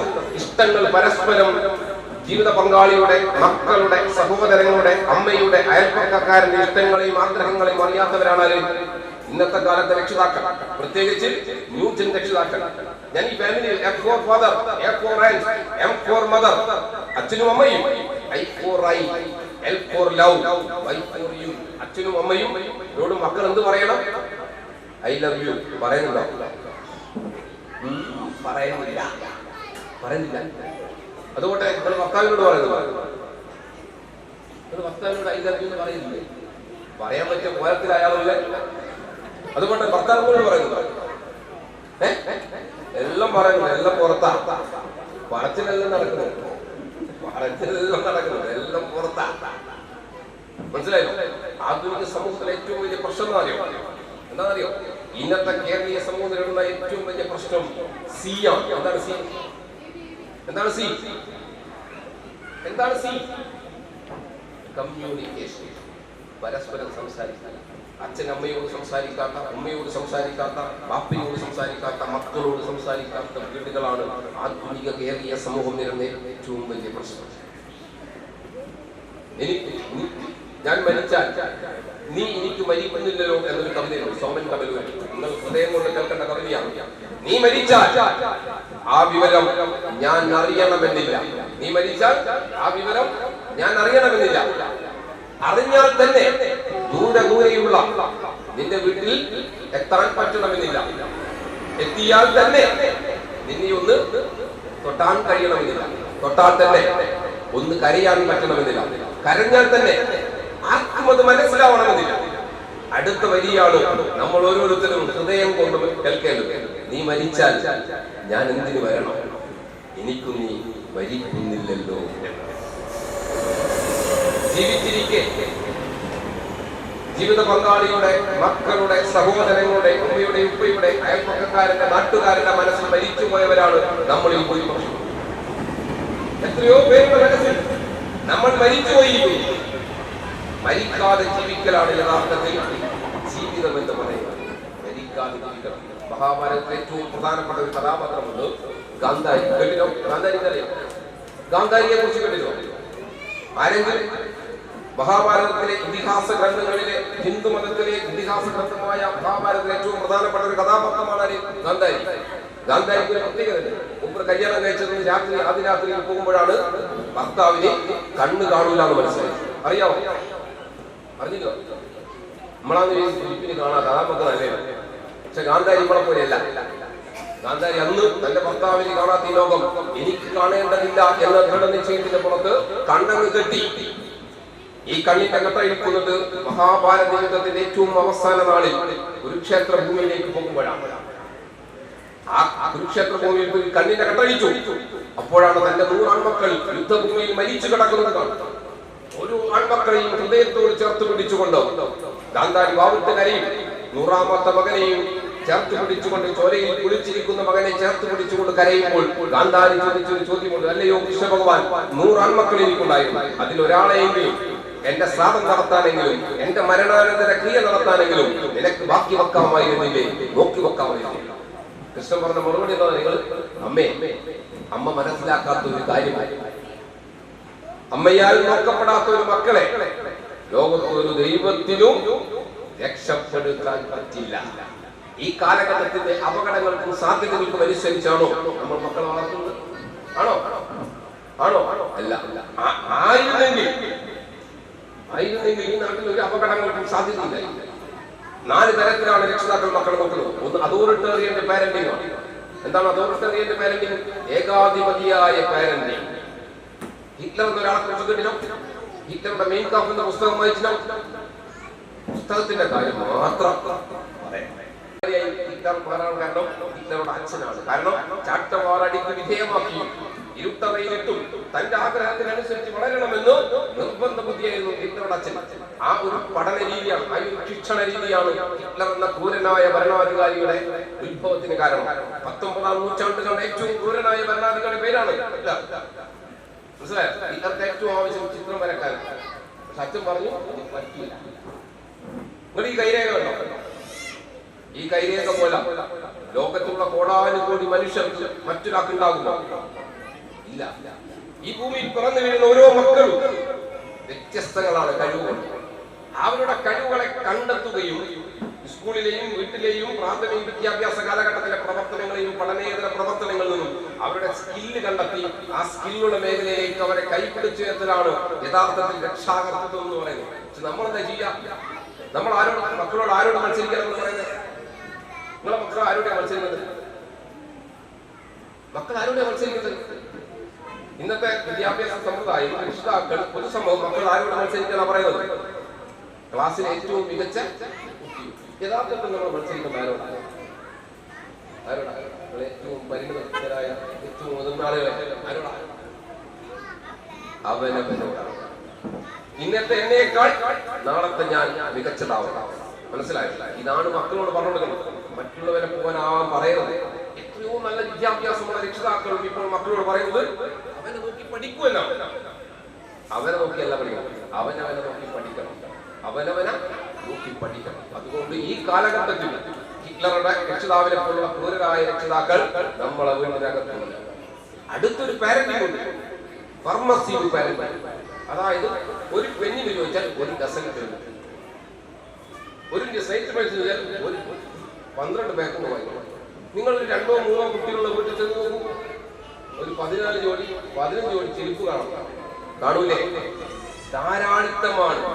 ഇന്ത്യ കണ്ട കാലത്തെ മികച്ച കവി ടാഗോർ പറയുന്നുണ്ട്, പ്രിയപ്പെട്ട ദൈവമേ, 1000 കാര്യങ്ങൾ ഞാൻ നിന്നോട് ആവശ്യപ്പെട്ടു, അതിൽ പലതും തരാതെ നീ എന്നെ രക്ഷപ്പെടുത്തി എന്നാണ്. ആഗ്രഹിച്ചത് മുഴുവൻ വാങ്ങിക്കൊടുത്തിരുന്നെങ്കിൽ ഒന്ന് നശിച്ചു പോയേനെ. ഇനി മക്കളുടെ എല്ലാ ആഗ്രഹങ്ങളും വാങ്ങിക്കൊടുക്കാൻ പറ്റും? ഇവർ ഈ പ്രായത്തിൽ നിങ്ങൾക്ക് എന്ത് ചെയ്യാൻ പറ്റും? എല്ലാം വാങ്ങിക്കൊടുക്കാൻ പറ്റും. നല്ല വേഗം വാങ്ങിക്കൊടുക്കാൻ പറ്റും. ഏറ്റവും നല്ല ഐഡിയൽ സ്കൂൾ ചേർക്കാൻ പറ്റും. പക്ഷെ വലിയ +2 എത്തുമ്പോൾ എനിക്ക് ആഗ്രഹങ്ങൾ വരും, മനസ്സിനകത്ത് ഇഷ്ടങ്ങൾ വരും, ഓപ്പോസിറ്റ് സെക്സുള്ള ആളോട് ഇഷ്ടങ്ങൾ വരും. ആൺകുട്ടി പെൺകുട്ടിയോട് പോയി പറയും ഐ ലവ് യു, പെൺകുട്ടി പറയും നോ. എന്നാ ഇതിന്റെ കാര്യം തീരുമാനം, ഒന്നെങ്കിൽ ആസിഡ്, ഇല്ലെങ്കിൽ പെട്രോൾ, ഇല്ലെങ്കിൽ അതെന്തുകൊണ്ടാണ് ചെയ്യുന്നത്? എല്ലാം കുട്ടി വളരുന്ന ഒരു കുട്ടിയെ സംബന്ധിച്ച് ജീവിതത്തിൽ ആദ്യമായിട്ടാണ് ഒരു രോഗം നൽകുന്നത്. അത് കേൾക്കുവാനുള്ള സഹിഷ്ണുത അവനില്ലാതെ. നിങ്ങൾ ടൗണിലേക്ക് യാത്ര ചെയ്യും, നിങ്ങൾ കുട്ടി പറയും എനിക്ക് വിശക്കുന്നു, നിങ്ങൾ കുട്ടിയുടെ കൈ പിടിച്ചിട്ട് ഏറ്റവും നല്ല കടയക്കാരും കുഴിമന്തി, എന്ത് കുഴിമന്തിനെ ചെല്ലുന്നത് കുഴി മാന്തുന്ന പരിപാടിയാണ്. അടുത്ത ശവായി, അതാ ശവം ആയി, എന്ത് ശവമായി, ശവത്തോ, അതും ആരും വാങ്ങിക്കൊടുക്കും. നല്ല ഭക്ഷണശീലങ്ങൾ പഠിപ്പിക്കണ്ടേ? ആര് പഠിപ്പിക്കണം? എന്നിട്ട് ഇങ്ങക്ക് ബോധമുണ്ടോ? ഞാനിങ്ങനെ തൊണ്ട തുറക്കാന്നല്ലാണ്ട് ഒരു കാര്യം നിരക്കുന്നില്ല. ശവായി വാങ്ങിക്കൊടുക്കും. അങ്ങനെ ചെയ്യരുത്. നിങ്ങൾക്ക് പ്രേമമൊന്നുമില്ലേനു നിങ്ങൾക്ക് പറയില്ല. കാരണം നിങ്ങൾ ഈ കുടുംബം കറക്കാൻ വേണ്ടി കൊണ്ടുപോകാനാ മോനെ നിനക്ക് ചോദിച്ചു. നമുക്കെല്ലാം പ്രേമമൊക്കെ ഉണ്ടായിരുന്നു, പലർക്കും പ്രേമമൊക്കെ ഉണ്ടായിരുന്നു, എനക്കും ഉണ്ടായിരുന്നു. കഴിച്ചിട്ടില്ല, പക്ഷെ ഞാൻ അവളെ ചെയ്തില്ല, ഒന്നിട്ടില്ല. എന്തുകൊണ്ടാണ് കൊല്ലാതിരുന്നത്? ഞാൻ സ്നേഹിച്ചത് കുട്ടിയായിരിക്കും. ഇന്നത്തെ കുട്ടികളെന്താ കൊല്ലുന്നേ? ഇന്നിപ്പം കിട്ടിയില്ലേ കൊല്ലും, ഉറപ്പാ കൊല്ലില്ലേ? നിങ്ങൾ ആൺകുട്ടികൾ പെൺകുട്ടികളെയും, നിങ്ങൾ പെൺകുട്ടികൾ ആൺകുട്ടിയെ കൂസിൽ വിഷം കൊടുത്തും കൊല്ലുന്ന കാലഘട്ടമാണ്. കൊല്ലില്ലേ? ഇസ്ലാം മതം പറയുന്നു അന്യനെ ഏറ്റവും മികച്ച രീതിയിൽ സ്നേഹിക്കുവാൻ. അങ്ങനെ പഠിപ്പിക്കുന്ന മതത്തിൽ ആളുകൾ പോലും കൊല്ലുന്നില്ലേ, ലഹരി ഉപയോഗിക്കുന്നില്ലേ, അവക്കുമായ ബന്ധങ്ങളിലേക്ക് പോകുന്നില്ലേ? എന്തുകൊണ്ട് പോകുന്നു? 3 വയസ്സ് മുതൽ മദ്രസയിൽ പഠിപ്പിക്കുന്നില്ലേ ലഹരി ഉപയോഗിക്കരുത്? മഹാനായ പ്രവാചകൻ ഒരിക്കൽ പറഞ്ഞ അതിമനോഹരമായ ഒരു കഥയുണ്ട്. ഒരാൾ 3 തെറ്റുകളിൽ ഒരു തെറ്റിനെ തിരഞ്ഞെടുക്കേണ്ട സാഹചര്യമുണ്ട്. ഒന്നാമത്തെ തെറ്റ് സ്ത്രീകളോട് മോശമായി പെരുമാറും. 2ാമത്തെ തെറ്റ് ഒരാളെ കത്തിയെടുത്ത് കുത്തിക്കൊല്ലണം. 3ാമത്തെ തെറ്റ് ലഹരി വസ്തുക്കൾ ഉപയോഗിക്കും. അപ്പൊ ഈ തെരഞ്ഞെടുക്കേണ്ട ആളും തെരഞ്ഞെടുക്കണം. സ്ത്രീകളോട് മോശമായി പെരുമാറാൻ അദ്ദേഹത്തിന് പറ്റിയില്ല. കാരണം എന്താ? അദ്ദേഹത്തിന് അമ്മയും ഉമ്മയും പെങ്ങളും ഉണ്ടായിരുന്നു. അതുകൊണ്ട് ആ തെറ്റ് മാറ്റി വെച്ചു. അപ്പൊ അടുത്ത തെറ്റേതാ? ഒരാളെ കത്തിയെടുത്ത് കുത്തിക്കൊല്ലണം. ഈ അദ്ദേഹത്തിന് മനസ്സാക്ഷി ഉള്ളത് കൊണ്ട് തന്നെ പച്ചക്ക് ഒരാളെ കൊല്ലാനും പറ്റില്ല. അതുകൊണ്ട് അതും മാറ്റി വെച്ചു. അദ്ദേഹം നോക്കി 3ാമത്തെ തെറ്റ് എത്ര കുഴപ്പമില്ലാലോ, ലഹരി വസ്തുക്കൾ ഉപയോഗിക്കില്ലേ. അപ്പോൾ അയാൾ അത് തെരഞ്ഞെടുത്തു. അത് തെരഞ്ഞെടുത്തോടുകൂടി നേരത്തെ മാറ്റിവെച്ച് 2 തെറ്റുകളും ചെയ്യാൻ അദ്ദേഹത്തിന് ഒരു മടിയും ഉണ്ടായിട്ടില്ല. അതുകൊണ്ട് പ്രവാചകൻ പറയുന്നു, ജീവിതത്തിന്റെ ഒരു ഘട്ടങ്ങളിലും നിങ്ങൾ അപകടകരമായ ലഹരി വസ്തുക്കളിലേക്ക് പോകാൻ പാടില്ല എന്ന് പ്രവാചകൻ പറഞ്ഞു വെച്ചു. അങ്ങനെ വെച്ച് പഠിപ്പിച്ച പ്രവാചകന്റെ മതത്തിൽപ്പെടുന്ന ആളുകൾ പോലും ഈ നാട്ടിൽ അപകടങ്ങളിലേക്ക്, ഈ ലഹരി എന്ന് നിങ്ങൾ വിചാരിക്കേണ്ട ഇത് കഞ്ചാവും അങ്ങനത്തെ സാധനങ്ങളാണെന്ന് വിചാരിക്കേണ്ട. അപക്വമായ ബന്ധങ്ങൾ, സമ്പത്തിനോടുള്ള അടങ്ങാത്ത ആഗ്രഹം, അസൂയ, പുസ്തക, കുശും, ഇതൊക്കെ ലഹരിയാണ്. നമുക്ക് മറ്റുള്ളവരെ കുറിച്ച് കുറ്റം പറയുമ്പോൾ ഒരു സുഖം കിട്ടുന്നില്ലേ? ഇല്ലേ? വേണ്ടാത്ത കാര്യം എനക്കറിയാമെങ്കിൽ അതെല്ലാം സുഖം കിട്ടുന്നതാണ്. കിട്ടലിന് അതിനൊക്കെ ത്യജിക്കാൻ പറ്റണം. അതുകൊണ്ട് മക്കളെ, ജീവിതം എന്താണല്ലേ? വീടറിഞ്ഞു വളരുന്ന കുട്ടി നാടറിഞ്ഞു വളരും. നിങ്ങളെല്ലാ പ്രയാസങ്ങളും മാറ്റിവെച്ച് മക്കളോട് ഏറ്റവും വലിയ സമയമൊക്കെ ചെലവഴിക്കുന്നത് എന്തിനാ? മക്കൾക്ക് വേണ്ടിയില്ലേ? പക്ഷെ യഥാർത്ഥത്തിൽ നമ്മൾ കൊടുക്കേണ്ടതൊന്നും കൊടുക്കുന്നില്ല. ഈ ഭൂമിയിൽ ഓരോ കുട്ടിയും ജനിക്കുന്നത് ഇതുപോലെയല്ല. വെള്ള പേപ്പർ, ടാബുല റാസ എന്ന് വെച്ചാൽ വൈറ്റ് പേപ്പർ എന്നാണ്. ആ വെള്ള പേപ്പർ പോലെ ഓരോ കുട്ടിയും ജനിക്കുന്നത്. ആ കുട്ടിയുടെ മനസ്സ് അത്രയേറെ മഴത്തുള്ളി പോലെ അത്രയേറെ ശുദ്ധമാണ്. ആ ശുദ്ധമായ മനസ്സിനകത്തേക്ക് ദുഷ്ടതയും കുശുമ്പും അസൂയയും എല്ലാം കുട്ടി നിറച്ചു കൊടുക്കുന്നത് നാമാണ്, നമ്മളാണ്, നിങ്ങളാണ്, അല്ലേ? നമ്മളെ അതുകൊണ്ട് പർമസീവ് പാരന്റിംഗ് എല്ലാം കൊടുക്കുന്ന പാരന്റ് തെറ്റാണ്. ഞാൻ നേരത്തെ പ്രണയത്തെ കുറിച്ച് പറഞ്ഞു. ഇപ്പൊ പ്രശ്നം ഉണ്ടാവില്ലേ? നിങ്ങൾ മുതിർന്ന കുട്ടികളുണ്ടാവില്ലേ? നിങ്ങളുടെ കുട്ടികൾ വലിയ കുട്ടികളുണ്ടാവില്ലേ? പിരിയുന്നൊരേണുകെ നാം 2 പുഴകളായി ഒഴുകിയകലുന്നു നാം പ്രണയശൂന്യം. അത്ര മനോഹരമായിട്ടാണ് പ്രണയത്തെ കുറിച്ച് പറയുന്നത്. നമ്മൾ വേർപിരിഞ്ഞ് പോവുകയാണ്, നമ്മൾ പ്രണയിച്ചിരുന്നു, നമുക്കൊന്നും ജീവിക്കാൻ കഴിയില്ല, നിന്നെ ഞാൻ കൊല്ലുമെന്നല്ല പറയുന്നത്. എന്നെങ്കിലും വീണ്ടും എവിടെ വച്ചെങ്കിലും കണ്ടുമുട്ടാമെന്ന വാക്കുമാത്രം നാളെ പ്രതീക്ഷകൾ കുങ്കുമപ്പൂവായി നാം കടം കൊള്ളുന്നതിത്ര മാത്രം. അത്ര മനോഹരമായിട്ടാണ് ഒരു മനുഷ്യനുള്ള ബന്ധത്തെ കുറിച്ച് പറയുന്നത്. നമ്മളാണെങ്കിലോ, ഇന്നത്തെ കുട്ടികളാണെങ്കിലും കൊല്ലുന്നതിന്റെ മനഃശാസ്ത്രം എല്ലാം കുട്ടി വളരുന്ന കുട്ടികൾക്ക് ഒരു കാര്യം കിട്ടാതെ വരുമ്പോൾ അത് ഉൾക്കൊള്ളുവാനുള്ള മാനസികാവസ്ഥയില്ല എന്ന് രക്ഷിതാക്കൾ തിരിച്ചറിയണം. അതുകൊണ്ട് കുട്ടികളെ ജീവിത പ്രയാസങ്ങൾ പറഞ്ഞ് മനസ്സിലാക്കി കൊടുക്കണം. അവരറിയാം, എല്ലാം പറഞ്ഞ സമയത്ത് വാങ്ങി കൊടുക്കണം. എന്താ ചെയ്യാൻ പറ്റുമോ? നിങ്ങളുടെ ഏറ്റവും നല്ലൊരു പെണ്ണ് വാങ്ങി തരാൻ പറ്റും, അല്ലെങ്കിൽ ഭക്ഷണം ഒന്നും ആവശ്യമില്ല, അന്നേരം വാങ്ങി കൊടുക്കരുത്. ഒന്ന് മാറ്റി വെക്കണം. മാറ്റി വെച്ചാൽ ഗുണം ക്ഷമിക്കാൻ പഠിക്കണം. ഈ കാലഘട്ടത്തിൽ കാണുന്നതറിയോ? ഇംപൾസിറ്റി, എടുത്തു ചാട്ടം, അക്ഷമ, ഇംപാഷ്യന്റ്, അക്ഷമ, ഒരു ക്ഷമയില്ല കുട്ടികൾക്ക്. ഈ അടുത്ത് ഒരു വാർത്ത വന്നു. ഒരു ക്ഷേത്രത്തിന്റെ ഉത്സവത്തിൽ തുള്ളുന്നതിനിടയിൽ ഒരിക്കലും മറ്റുള്ളവരുടെ കാൽ ചവിട്ടി, ഓനെ കൊന്നു. അബദ്ധത്തിൽ കാൽ ചവിട്ടി നമ്മൾ സോറി പറയില്ലേ? കൊന്നു. കേരളത്തിലതെ നമ്മുടെ മക്കളാണേ. കൊല്ലുന്നതിന്റെ മനഃശാസ്ത്രം എന്താണ്? ആരോടും എന്തില്ല, സ്നേഹമില്ല, ഒരു മനുഷ്യനോട് പ്രതിബദ്ധമില്ല. എങ്ങനെയെങ്കിലും എനിക്ക് സുഖിക്കണം. യൂത്തിന്റെ ഏറ്റവും വലിയ കൾച്ചർ എന്താണ്? സെലിബ്രേറ്റ്, എനി ടൈം സെലിബ്രേറ്റ് ആണ്. അമ്മയുടെ ഉമ്മയുടെ താലിമാരെ പൊട്ടിച്ചിട്ട് സ്ഥലമില്ല, എനിക്ക് സുഖിക്കണം, യൂറോപ്പ് പോകണം. കുട്ടികൾക്ക് എല്ലാവർക്കും യൂറോപ്പ്. എന്തുകൊണ്ടാണ്? ചിന്തിക്കണം.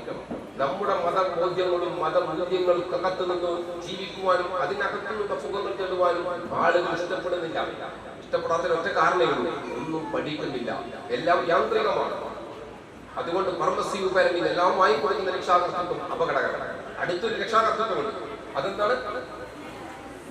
എന്താണ് അറിയാമോ? കേട്ടിട്ടുണ്ടോ? എന്താണ്? Neglectful parenting. അതായത് ഇവിടെ ഭൂരിപക്ഷാര ഇവിടെ ഈ വേദിയിൽ ഭൂരിപക്ഷാര സ്ത്രീകളാണോ പുരുഷനാണോ? ഉമ്മമാരാണ്, ഉപ്പമാരാണ്. ഈ നെഗ്ലക്ട് ചെയ്യുക. എന്താണ് നെഗ്ലക്ട് ചെയ്യുക? മാറ്റി വെക്കുക. കുട്ടികളുടെ ആവശ്യങ്ങളെല്ലാം നിറവേറ്റി പോകും. കുട്ടികൾ ഒരു സ്ഥലത്തും പോകില്ല, സ്കൂളിൽ പോകില്ല, കുട്ടികളുമായി ഒരു സ്ഥലത്തും പോകില്ല. അഥവാ ഗതികെട്ട സമയത്ത് സ്കൂളിൽ പോയാൽ തന്നെ സ്കൂൾ കാര്യം ചെയ്യുമ്പോൾ ആദ്യത്തെ ടീച്ചർ ചോദിക്കല്ല, നിങ്ങളെ മോൾ ഏത് ഡിവിഷനിലാണ്? അടച്ചോലെ വെട്ടല്ലോ വിളിക്കും. ഭാര്യ ഏത് ഡിവിഷനിലാണ്? മുപ്പുറത്ത് അറിഞ്ഞൂടാ. ഇനി HMന്റെ മുന്നിൽ പോയി HMന് പറയും ഡേറ്റ് ഓഫ് ബർത്ത് പെട്ട്. മക്കളുടെ ഡേറ്റ് ഓഫ് ബർത്ത് അന്നേരം വിളിക്കും ഭാര്യ. അല്ലേ? ഇത്ര പല അറിയില്ല. പക്ഷെ ഉമ്മമാർ അടിപൊളിയാണ്. അതിനെ നിങ്ങളും കൂടെ നിങ്ങൾ ഒളിയാ നിങ്ങൾ പോയാൽ ആരും അടിക്കില്ല. നിങ്ങൾ എടുക്കുന്ന പണിക്ക് ആരും കൈയടിക്കില്ല. മക്കളെങ്ങാനും മോശമായ മക്കൾ നന്നായി നല്ല വിജയം വന്നാൽ പറയും എന്റെ മോനാണ്. ഇനി മക്കളെങ്ങനെ ഒരു അപകടം ചെയ്താൽ ഞാൻ പഠിപ്പിച്ചത് അത് ഉപ്പമാർ കൂടെ ഇല്ലാത്തതുകൊണ്ട് ഞാൻ കൂടെ പറഞ്ഞു ഒരുവിധം വീട്ടിട്ടാണ് കളിയാടി.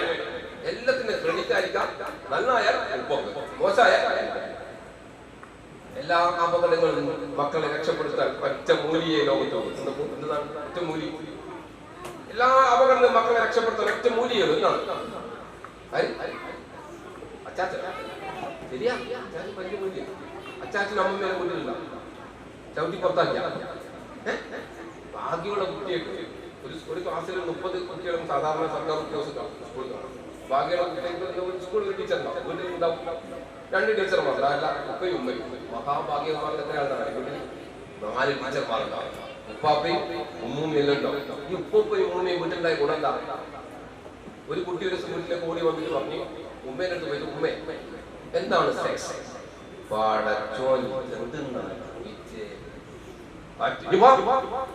പാപ്പനെ വിളിക്കുന്നു.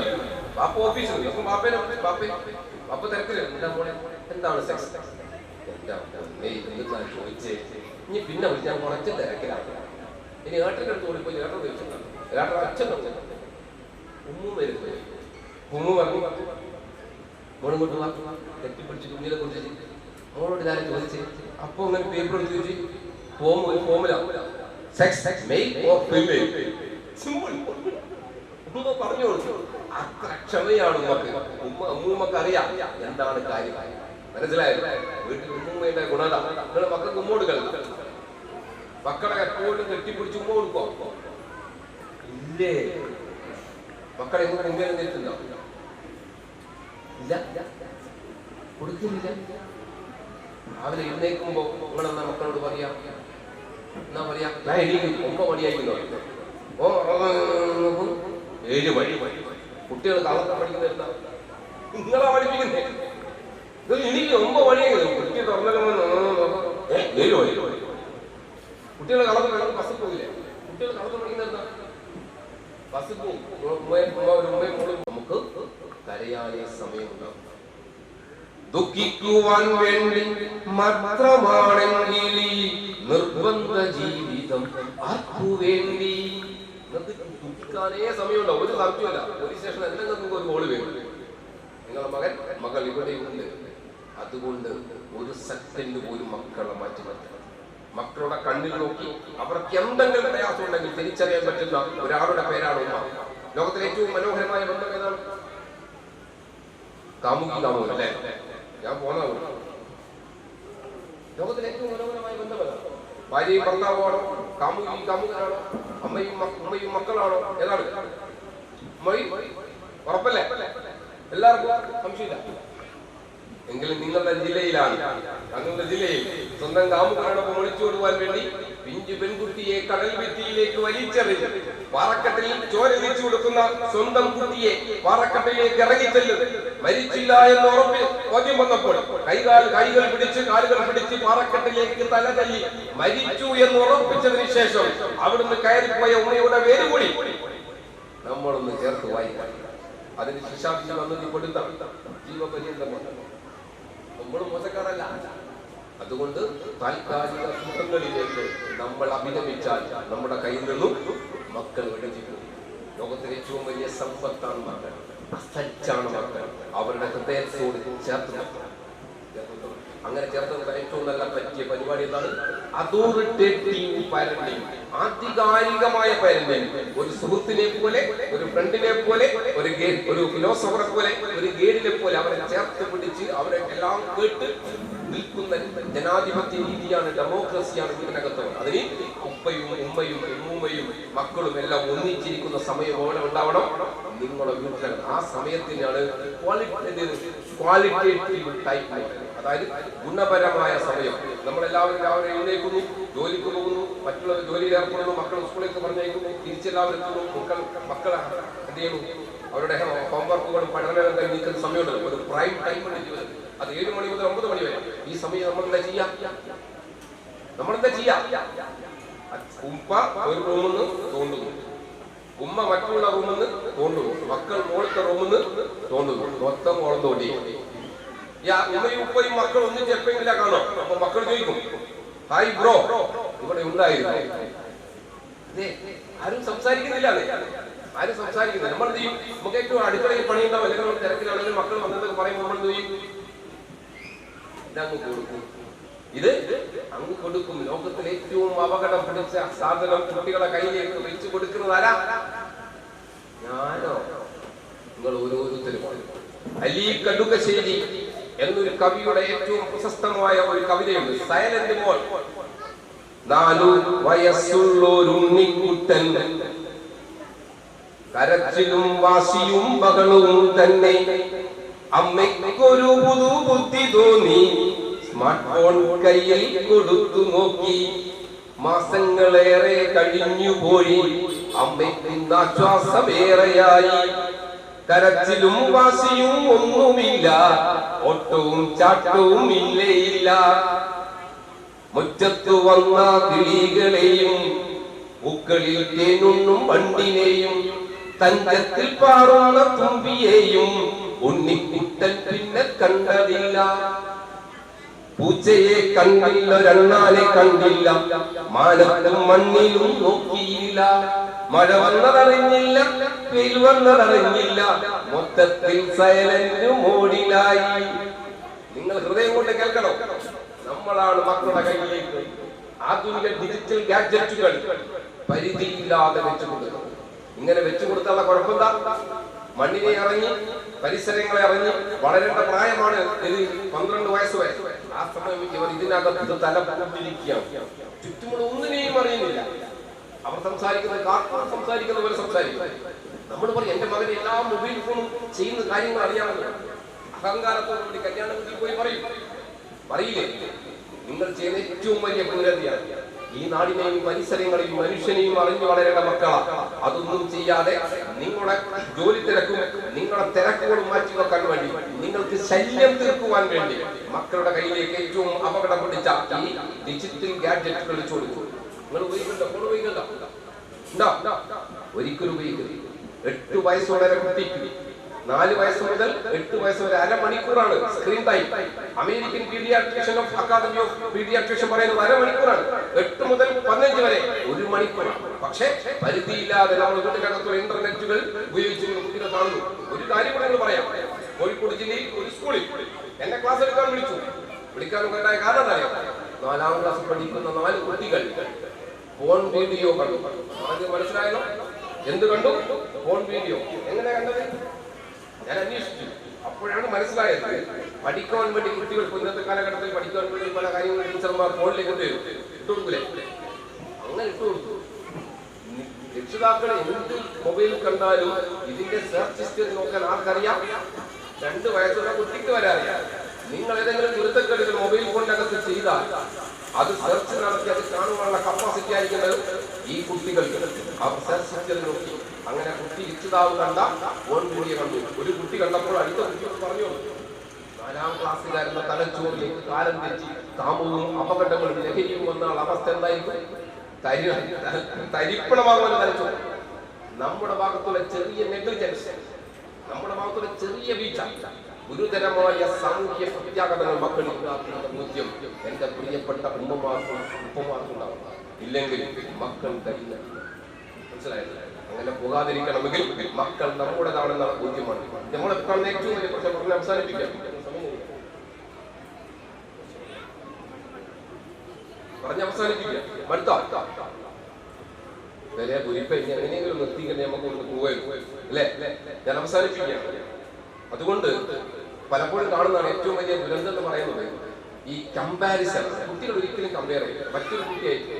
സ്വന്തം കുട്ടികളെ തന്നെ ഏറ്റവും നന്നായി ഭക്ഷണം കഴിക്കും, ഇടയും തീരെ കഴിക്കൂല, ഇടയും നന്നായി പഠിക്കും, മൊത്തം തീരെ പഠിക്കൂല, അവൻ കറുത്തിട്ടാണ്, അവൻ വെളുത്തിട്ടാണ് എന്ന് നിരന്തരമായി പറയുന്ന രക്ഷാകർത്താക്കളെ ഒരു കാരണവശാലും കുട്ടികൾ അങ്ങനെ പറയരുത്.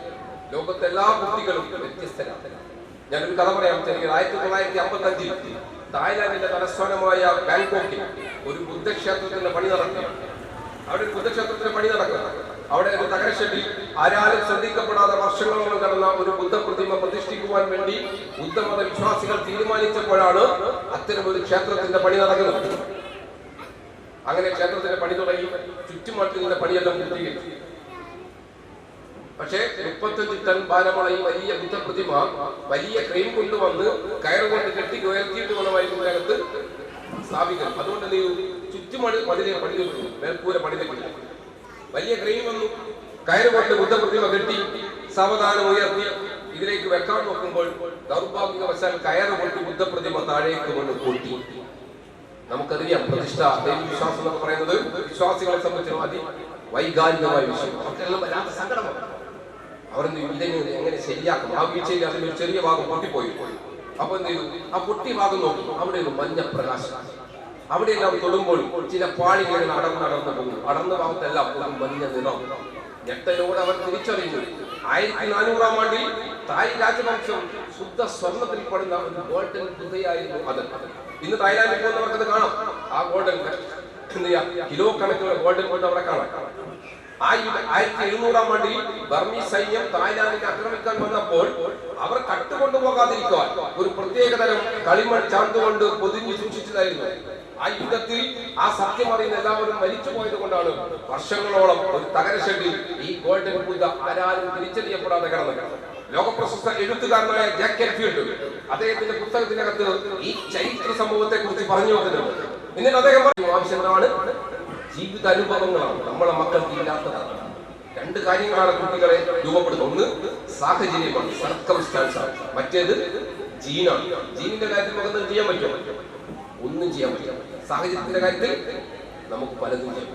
തീയൻഡുടി ഏറ്റവും മുൻതീനം തെങ്ങിനാണ്. ഈ തെങ്ങ് ഏറ്റവും മുൻതീനം തെങ്ങ് നമ്മൾ കടപ്പുറത്ത് മടക്കി കുഴിച്ചിടും. നന്നാവുമോ? നന്നാവൂല. നല്ല സ്ഥലത്ത് നല്ല വളവും കിട്ടിയാൽ നന്നാവും. അപ്പൊ ജീന് നന്നായ മോശമായാലും സാഹചര്യം നന്നായാലും കുട്ടികൾ രക്ഷപ്പെടും. അപ്പൊ മികച്ച സാഹചര്യങ്ങളായിരിക്കും ഒരിക്കലും മക്കൾക്ക് ഒരുക്കണം. അതിനെന്ത് വേണം? ഒരു കാരണവശാലും കുട്ടികൾ നോട്ട് കമ്പയർ. ഒരിക്കലും കുട്ടികളെ കമ്പയർ ചെയ്ത് ഏറ്റവും ദുരന്തം കുട്ടികളെ പരസ്പരം താരതമ്യം ചെയ്യും. അത് ഒഴിവാക്കണം. Do not lie. കളവ് പറയരുത്. ആര് പറയരുത്? നമ്മൾ പറയരുത്. നമ്മൾ പറഞ്ഞ കുട്ടികളും പറയും. Do not shout. ഒരിക്കലും കുട്ടികളെ ഞെട്ടിച്ചാൽ അവരുടെ ഉള്ളിലുള്ള അപാരമായ സ്ഥിതിവൈകവും പുറത്തു വരാൻ കഴിയും. മനസ്സിലായോ? Do not shout, do not compare, do not lie. ഇനി ചെയ്യണം show them how to love. സ്നേഹം എന്താണെന്ന് കുട്ടികൾ എവിടുന്ന് കണ്ടു വളരണം? വീട്ടിൽ നിങ്ങൾ മക്കളെ മുന്നിൽ വെച്ച് ഭർത്താവിന് ഉമ്മ കൊടുക്കണം. ഭർത്താവിന് മക്കളെ മുന്നിൽ നിങ്ങൾ വേണ്ടാത്ത കാര്യമൊന്നും പറയണ്ട. ഭർത്താവ് ഭാര്യമാർക്ക് കൊടുക്കുന്നുണ്ടാവും. കച്ചറയും കുരുമാലിൽ എഴുതുന്ന ഇൻ ഫ്രണ്ട് ഓഫ് ചൈൽഡ്. ഈ പരിപാടിയിലാണ് ഉള്ളിലുണ്ട്. നിങ്ങൾ ഇത്തരത്തിൽ സ്നേഹിക്കപ്പെടുന്നത് കാണുമ്പോഴാണ് മക്കൾ ഇതാരോടെ ചെയ്യുന്നത് കാണുന്നത്. ഞാൻ എന്റെ ഭാര്യയെ എന്റെ മകന്റെ മുന്നിൽ വെച്ച് ഉമ്മ വെക്കും, ഒരു കുഴപ്പമില്ല. എന്റെ പെങ്ങൾ വരും, എന്റെ മരുമക്കളും അവരെയൊന്നും ഞാൻ അങ്ങനെ ചെയ്യുന്ന കാണൂല. അപ്പൊ മകൻ പഠിക്കാതെ പഠിക്കുന്ന ഒരു പാഠമുണ്ട്. എന്താണ്? അച്ഛൻ ഇങ്ങനെ പെരുമാറുന്ന ആരോടാണ്? അമ്മയോട്. മക്കൾ എവിടെ നിന്ന് പഠിക്കണം? ഈ മക്കൾ എവിടുന്ന സ്നേഹം പഠിക്കുന്നത്?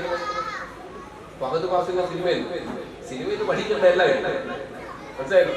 സിനിമയിൽ പഠിക്കേണ്ട കാര്യങ്ങളല്ല. അനുകരണമാണ് മക്കളെ അപകടപ്പെടുന്നത്. അനുകരിക്കും കുട്ടികൾ. ആരനുകരിക്കും? അവരെ മുന്നിലുള്ള എന്തിനേയും അനുകരിക്കും. ഏറ്റവും അനുകരിക്കാൻ പറ്റിയ ആരെയാ കുട്ടികൾ അനുകരിക്കുന്നത്? യഥാർത്ഥ കുട്ടികൾ അനുകരിക്കുന്നത് ആരെയാണ്? നിങ്ങൾക്ക് അതിനെപ്പറ്റി അറിഞ്ഞൂടെ? ആരനുകരിക്കണം? മക്കൾ രക്ഷിതാക്കൾ അനുകരിക്കണം. അനുകരിക്കാൻ പറ്റിയ കോലത്തിൽ നമ്മളനുകരിച്ചാൽ പോയി കാര്യം. മക്കളങ്ങ് ഞാൻ ഒരു ദിവസം ഒരു ക്ലാസ്സിലേക്ക് പോവാണ്. ആ പോകുമ്പോൾ ഞാൻ വീട്ടിൽ നിന്ന് തിരക്കി ഷൂവിലിട്ട് ഇറങ്ങി ഓടി. അല്ല, ഷൂവിലില്ല. ഇറങ്ങി നോക്കുമ്പോൾ ബുള്ളറ്റ് എന്തെടുത്തില്ല, ചാവി എടുത്തില്ല. അപ്പൊ ഷൂവിലിട്ട് ഇറങ്ങിയതാണ്. അടുത്ത് കഴിക്കാനും സമയം എത്ര പെട്ടെന്ന് പോകണം. ഞാൻ ഷൂ ഇട്ടുകൊണ്ട് അകത്ത് കയറി താക്കോലെടുത്ത് വണ്ടി എടുത്ത് പോയി. പിറ്റേന്ന് നോക്കുക എൻ്റെ മകൻ ഷൂ ഇട്ടിട്ട് അകത്ത് കളിക്കും. ഞാൻ ഇതെന്താ അച്ഛൻ ഇന്നലെ എത്തിയിട്ടുണ്ട്. ഞാൻ പോലും ശ്രദ്ധിച്ചിട്ടില്ല. അത്ര സൂക്ഷ്മതയാണ് മനസ്സിലായോ? ഈടത്തിറങ്ങിയ ഒരു സിനിമ, നിങ്ങൾ സിനിമ കാണാനോ? സിനിമ അധികം സിനിമയിൽ കാണുമല്ലോ അല്ലേ? ഈടത്തിറങ്ങിയ സിനിമകളിലെ കുട്ടികൾ കാണുന്നില്ലേ? മാർക്കോ എന്ന സിനിമ അറിയില്ല. മാർക്കോ, ഞാനിങ്ങനെ Marco most violence film in Malayalam industry എന്നാണ് അതിന്റെ പരസ്യവാക്യം. ഞാൻ ഈ സിനിമ കാണാനായിരുന്നു. ഞാൻ നേരത്തെ പോലീസിലായിരുന്നു 5 വർഷം, അതിനുവരെ മാതൃഭൂമിയിലായിരുന്നു, ഇപ്പൊ ഫയർ സർവീസിലാണ്.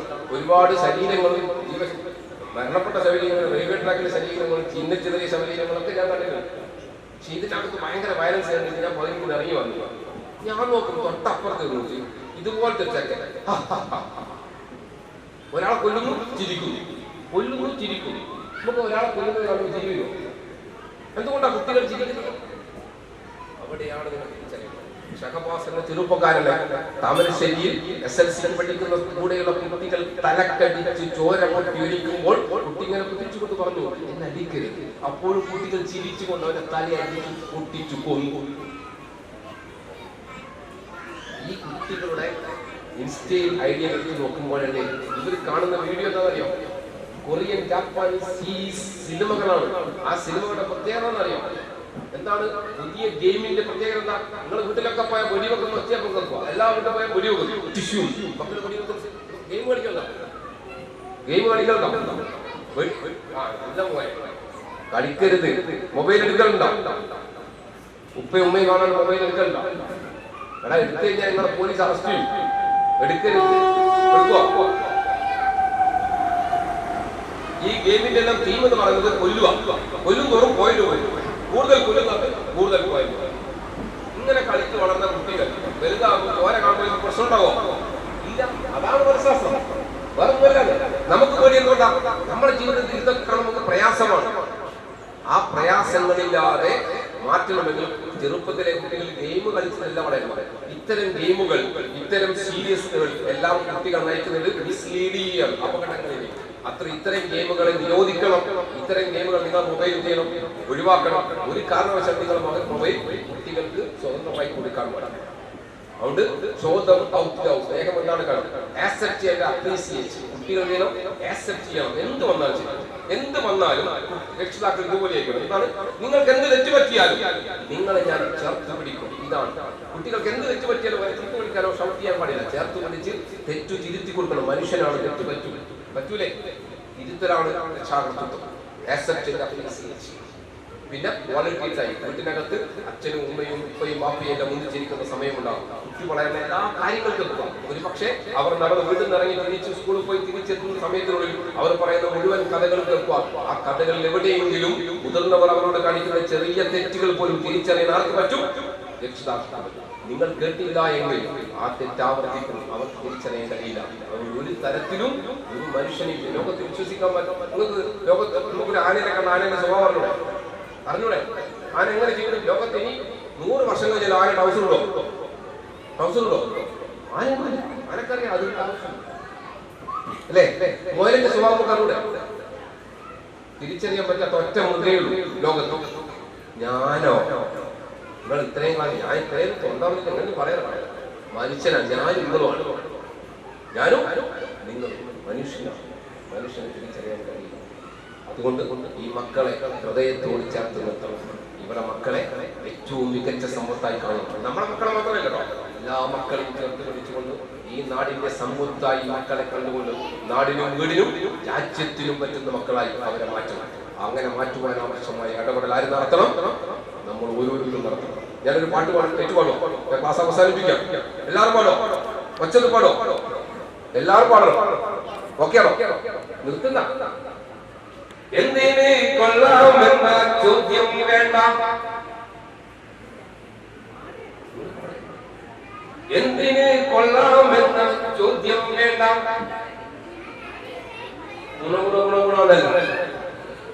പാടിയ പറ്റില്ല, കുട്ടികളോ? കുട്ടികളല്ല, രക്ഷിതാക്കൾ പാടണം. മക്കളെ നിങ്ങളെല്ലാം എന്തിന് കൊള്ളാമെന്ന ചോദ്യം വേണ്ട. ബാപ്പി ഉമ്മയൊക്കെ വായിച്ചില്ല. എന്നാ വായിച്ചോ? കിറ്റ്കാറ്റാ നിങ്ങളൊന്ന് വാങ്ങി കൊടുക്കാം. മഞ്ചി അതാ നിങ്ങൾക്ക് അനുഭവമില്ല. ഇത് ബാപ്പക്ക് 2 മക്കളാണ്, ഒന്ന് ഷുക്കൂറും ഒന്ന് സുലൈമാനും. ഷുക്കൂർ 2ാം ക്ലാസ് പഠിക്കുന്നത് പൊട്ടിത്തെറിഞ്ഞ, സുലൈമാൻ ആള് സൈലന്റ്. ബാപ്പ നിങ്ങളെ പോലെ മഞ്ഞും കുന്നല്ലമായി അന്ന് ജോലിയും കഴിഞ്ഞ് തിരിച്ചു വരുമ്പോൾ ലോകത്തിന്റെ ഒരു ഭൂപടവുമായി എവിടേക്ക് പോയി വീട്ടിൽ ലോകത്തെ കുറിച്ച് മകൻ പഠിച്ചോട്ടെ. അത്ര നല്ല ബാപ്പയോ, നല്ല ചിന്താഗതിയുള്ള നല്ല ശേഷിയുള്ള ബാപ്പയോ. അപ്പോ വീട്ടിലേക്ക് കയറി ഈ ഷക്കൂർ പൊട്ടിത്തെറിഞ്ഞ ഷക്കൂർ ഓടി വന്ന് ബാപ്പ എന്താണ് ബാപ്പയോട് പറയുമ്പോ ബാപ്പ പറഞ്ഞു മോനെ ലോകത്തിന്റെ ഭൂപടമാണ്, ലോകത്തിന്റെ വിവിധ രാജ്യങ്ങളുണ്ട്, നീ പഠിച്ചു. ബാപ്പ ഇതും കൂടി തങ്ങും പോയി കുളിക്കാനും പോയി പാട്ടുകൾ പാടി കുളിച്ച് വന്നു. ഷക്കൂറിലെ ആള് ഏഷ്യ വൻകര ഭൂമിന്റെ ഒരു ഭാഗത്ത്, ആഫ്രിക്ക വൻകര ഭൂമിന്റെ മറ്റൊരു ഭാഗത്ത്, ഇന്ത്യൻ മഹാസമുദ്രം മറ്റൊരു ഭാഗത്ത്, ഓസ്ട്രേലിയ മറ്റൊരു ഭാഗത്ത്. ബാപ്പക്കാകെ ദേഷ്യം അല്ലാതെ ഞാൻ അത്ര കഷ്ടപ്പെട്ട് വാങ്ങി പണിയെടുത്തേ. എന്നിട്ട് ബാപ്പ എന്ത് ചെയ്തു? ഇത് ഒപ്പിക്കാൻ വേണ്ടി ശ്രമിച്ചു. ഏഷ്യ വൻകര വെക്കുമ്പോൾ ഇന്ത്യൻ മഹാസമുദ്രം ഒക്കില്ല, ഇന്ത്യൻ മഹാസമുദ്രം വെക്കുമ്പോൾ അറ്റ്ലാന്റിക് ഓഷൻ ഒക്കില്ല. 10-15 മിനിറ്റ് ഇതിന്റെ മുകളിൽ കുത്തിരിഞ്ഞു ഒന്നും നടന്നില്ല. അവസാനം ദേഷ്യം വന്നിട്ട് ഷക്കൂർ കൊണ്ടോ ഇത് ശരിയാക്കിയിട്ട് പോയാൽ ഷക്കൂർ വന്നു. ഷക്കൂർ വന്നിട്ട് 1 മിനിറ്റ് കൊണ്ടൊക്കെ ശരിയാക്കി. ബാപ്പ ഞെട്ടി. അല്ലടാ 7ാം ക്ലാസ് പഠിക്കുന്ന നിനക്ക് ശരിയാക്കാൻ പറ്റില്ല, ഇയാള് മോശമില്ലല്ലോ. അപ്പൊ ഷക്കൂർ അല്ല ബാപ്പ നിങ്ങൾ ഒട്ടനാ. ഈ മാപ്പിന്റെ തൊട്ട പുറകിൽ സച്ചിൻ ടെണ്ടുൽക്കറിന്റെ പടയും മുപ്പറ കണ്ണും മൂക്കും കാതെല്ലാം ഒപ്പിച്ചപ്പോ ഒരു ഭാഗത്ത് ഒരു വ്യക്തി ശരിയായപ്പോൾ മറുഭാഗത്ത് ഈ ലോകം മുഴുവനും ശരിയായി. ഈ വ്യക്തി ആരാണ്? സച്ചിൻ. ഇത്രയും നേരം 1 മണിക്കൂർ സച്ചിൻ നിങ്ങളും ഞാനും നമ്മൾ നന്നായാൽ നമ്മുടെ വീട് ശരിയാവും, നമ്മുടെ വീട് ശരിയായാൽ നമ്മുടെ നാട് ശരിയാവും, നമ്മുടെ നാട് ശരിയായാൽ ഈ ലോകം മുഴുവനും ശരിയാവും, ഈ ലോകം മുഴുവനും ശരിയാവും. നമ്മൾ നമ്മുടെ തെറ്റുകളെ തിരുത്തി മക്കളെ ചേർത്ത് പിടിച്ച് ഏറ്റവും മനുഷ്യനായി നല്ല മനുഷ്യനായി പൊതുസമൂഹത്തിനും നാടിനും പറ്റുന്ന മക്കളെയും നാം സ്വയം തിരിച്ചു നമ്മളും മാറി ഇതുപോലത്തെ പേരിൽ വലിയ രംഗത്തും പൊതുപ്രവർത്തന രംഗത്തും മതത്തിനതീതമായി രാഷ്ട്രീയത്തിനതീതമായി നമ്മൾ നിലകൊള്ളുക. എന്റെ മാംസം തിന്നിടുന്ന നല്ല മീനുകൾക്കു നന്ദി, എന്റെ രാജ്യം മതം നിങ്ങൾ തെരഞ്ഞേരില്ല. മനസ്സിലായോ? മതങ്ങളെയും രാഷ്ട്രീയത്തെയും നോക്കാതെ മനുഷ്യനെയും മനുഷ്യനായി കണ്ടുകൊണ്ട് ഈ ലോകത്തുള്ള മുഴുവൻ മനുഷ്യനെയും ജീവജാലങ്ങളെ സ്നേഹിക്കുവാൻ പഠിപ്പിച്ചുകൊണ്ട് ഈ നാടിന്റെ മാറ്റങ്ങൾക്ക് വേണ്ടി എല്ലാ അപകടങ്ങളെയും മാറ്റി നിർത്തി എല്ലാ ദുരാന്തമ ശക്തികൾക്കും നരാധമ ശക്തികൾക്കെതിരെയും ലഹരി വസ്തുക്കൾ നടത്തുന്ന പ്രവർത്തനങ്ങൾക്കെതിരെയും ഈ നാടിന്റെ എല്ലാ തെറ്റുകൾക്കെതിരെയും നിങ്ങൾ ഊർജ്ജസ്വലമായി പോരാടിക്കൊണ്ട് മക്കളെ ചേർത്ത് പിടിച്ചുകൊണ്ട് ഈ നാടിന്റെ ഏറ്റവും മികച്ച സമൂഹമായി ഈ മക്കളെ മാറ്റുവാൻ ഐഡിയൽ കോളേജിന്റെ അധ്യാപകർക്കും ഈ നാട്ടിന്റെ രക്ഷാക്കൾക്കും ഇതിന്റെ പ്രവർത്തകർക്കും എന്നെ ക്ഷണിച്ച എന്റെ പ്രിയപ്പെട്ട അദ്ദേഹത്തിനും എല്ലാവർക്കും ഒരിക്കൽ കൂടി നന്ദി പറഞ്ഞ് എന്നെ ക്ഷണിച്ച കേട്ടുനിന്ന എന്റെ പ്രിയപ്പെട്ട സഹോദരന്മാർക്കും സഹോദരിമാർക്കും മക്കൾക്ക് ഒരിക്കൽ കൂടി നന്ദി പറഞ്ഞ് നിർത്തുകയാണ്. നടക്കുവാൻ ഏറെ ദൂരമുണ്ടെന്ന് ഓർക്കണം. നേർത്തൊരു വയൽവരമ്പിലും നന്ദി, നമസ്കാരം. ഈ പരിപാടി കുട്ടികളുടെ ചില പ്രോഗ്രാമുകൾ കൂടി ഷെഡ്യൂൾ ചെയ്തിട്ടുണ്ടായിരുന്നു. പക്ഷേ ഇപ്പോൾ സമയം വൈകിയതുകൊണ്ട് ആ പരിപാടികൾ ഒരുപക്ഷെ സമയമുണ്ടെങ്കിൽ സ്കൂളിൽ വെച്ച് നടക്കും. ഇനി നടക്കുന്നത് നിങ്ങളെല്ലാവരും ചേർന്ന് ഈ മക്കളെ സ്കൂളിൻ്റെ പുതിയ കെട്ടിടത്തിലേക്ക് എത്തിക്കുക എന്നതാണ്. നിങ്ങൾ ആരും പോയിക്കളിയുണ്ട്. കുട്ടികളെയും അധ്യാപകരുടെയും ഒക്കെ കൂടെ നിങ്ങളെല്ലാവരും ഉണ്ടാവുന്നതോടെ വളരെ അടുത്താണ്. അവിടെ അവരെ എത്തിച്ചതിന് ശേഷം സ്കൂൾ കണ്ടതിന് ശേഷമാണ് നിങ്ങൾ പിരിഞ്ഞു പോകേണ്ടത്. കുട്ടികളെ എവിടെയാണ് ഏത് ക്ലാസ് റൂമിലാണ് എന്നൊക്കെ കണ്ടതിന് ശേഷം നിങ്ങൾ പിരിഞ്ഞു പോകണം. ഏറ്റവും ഹൃദ്യമായ ഏറെ പ്രയോജനപ്രദമായ ഒരു ക്ലാസ്സാണ് വൈദ്യു സാർ നമുക്ക് തന്നത്. അദ്ദേഹം പറഞ്ഞതിൻ്റെ ആകെ തുക നമുക്കറിയാം. നല്ല മനുഷ്യരെ ഉണ്ടാക്കുവാൻ ഉള്ള പരിശ്രമങ്ങളിലാണ് നമ്മൾ ഏർപ്പെടേണ്ടതെന്നാണ്. നല്ല മനുഷ്യരെ ഉണ്ടാക്കുവാനാണ് ഐഡിയൽ സ്കൂൾ പ്രവർത്തിക്കുന്നത്. അതുപോലെ തന്നെ ഈ നാടും ഈ സമൂഹവും ഈ ലോകവും ഒക്കെ നല്ല മനുഷ്യർ മാത്രമുള്ള ഒരു നാടായി ഒരു സമൂഹമായി ആയി വരാൻ വേണ്ടി നമ്മൾ ഓരോരുത്തരും പ്രാർത്ഥിക്കണം. അതോടൊപ്പം പ്രവർത്തിക്കണം. അതിൻ്റെ തുടക്കം നമ്മുടെ വീടുകളിൽ നിന്നാണ്. ഇവിടെ വളരെ പ്രധാനപ്പെട്ട സതുപദേശങ്ങളാണ് അദ്ദേഹം നമുക്ക് നൽകിയത്. കുട്ടികളെ എങ്ങനെ ആക്കിക്കൂടാ, എങ്ങനെ ആക്കണം, എങ്ങനെ അവരോട് പെരുമാറണം, എങ്ങനെ പെരുമാറിക്കൂടാ എന്ന കാര്യം അത് എപ്പോഴും നമുക്കൊരു നന്മ പറഞ്ഞു തന്നാണ് നമ്മളെപ്പോഴും മനസ്സിലിങ്ങനെ ഓർക്കും. ഞാൻ ഓർക്കാറുണ്ട് പല ചെറിയ ജീവിതത്തിൽ വളരെ ചെറിയ ചില നന്മകളൊക്കെ പറഞ്ഞു തന്നാണ്. ആ സന്ദർഭങ്ങൾ വരുമ്പോൾ നമ്മൾ അദ്ദേഹത്തെ ഓർക്കും. എനിക്ക് നല്ല ഓർമ്മ 10-30 വർഷങ്ങൾക്ക് മുമ്പ് എന്നോട് ചില കാര്യങ്ങൾ പറഞ്ഞത് ഞാൻ ഇപ്പോഴും ആ ഒരു നന്മ ചെയ്യുമ്പോൾ എനിക്ക് അദ്ദേഹത്തെ ഓർമ്മ വരും. അതുപോലെ അദ്ദേഹത്തെ ഓർമ്മിച്ചുകൊണ്ട് അദ്ദേഹത്തിൻ്റെ നന്മയ്ക്ക് വേണ്ടി പ്രാർത്ഥിച്ചുകൊണ്ട് അദ്ദേഹത്തെ പോലെ നമ്മുടെ ടീച്ചേഴ്സിനെ പോലെ ഇതിൻ്റെ പ്രവർത്തകരെ പോലെ നാടിൻ്റെ നന്മയ്ക്ക് വേണ്ടി പ്രവർത്തിക്കുന്നവരെല്ലാം ഓർമ്മിച്ചുകൊണ്ടും അവർക്ക് വേണ്ടി പ്രാർത്ഥിച്ചുകൊണ്ടും നല്ല മക്കളാക്കി നമ്മുടെ ഐഡിയൽ മക്കളെ വളർത്തിയെടുക്കുകയും അവരെ ഭാവിയിൽ എല്ലാ കാലത്തും സന്തോഷപൂർവ്വം അവരെക്കുറിച്ച് മറ്റുള്ളവരോട് പറയുവാനും അവരോട് പെരുമാറാനും ഒക്കെ കഴിയുന്ന രക്ഷിതാക്കളായി നമുക്കൊക്കെ മാറാൻ സാധിക്കട്ടെ എന്ന് മാത്രം ആശംസിച്ചുകൊണ്ട് ഇതിന്റെ വോട്ട് ഓഫ് താങ്ക്സിന് വേണ്ടി ആദരണീയായ മാഡത്തെ ക്ഷണിക്കുന്നു. Mr. Baiju Palayat giving us a wonderful, encouraging, motivational speech. It was very wonderful, and once again, thank you, sir. And next, our chairman, PM Abdul Nazir Sahib, for presidential address. Thank you, sir. And for giving gifts for newcomers, I thank Shahdia Madrima, our ward member. Thank you, ma'am. And Vice Chairman of Tunnel, PV Amsa Sahib. Thank you, sir. And welcome speech delivered by Charitable Trust Secretary CP Ashraf Sahib. I thank him. And our principal Srija ma'am. Thank you, ma'am. And our parents and our small kids, thank you for joining here and making this event. They are wonderful. And I once again thank you, my colleagues, giving us special thanks for effort and their effort and hard work. And once more, I forgot just a mistake. I thank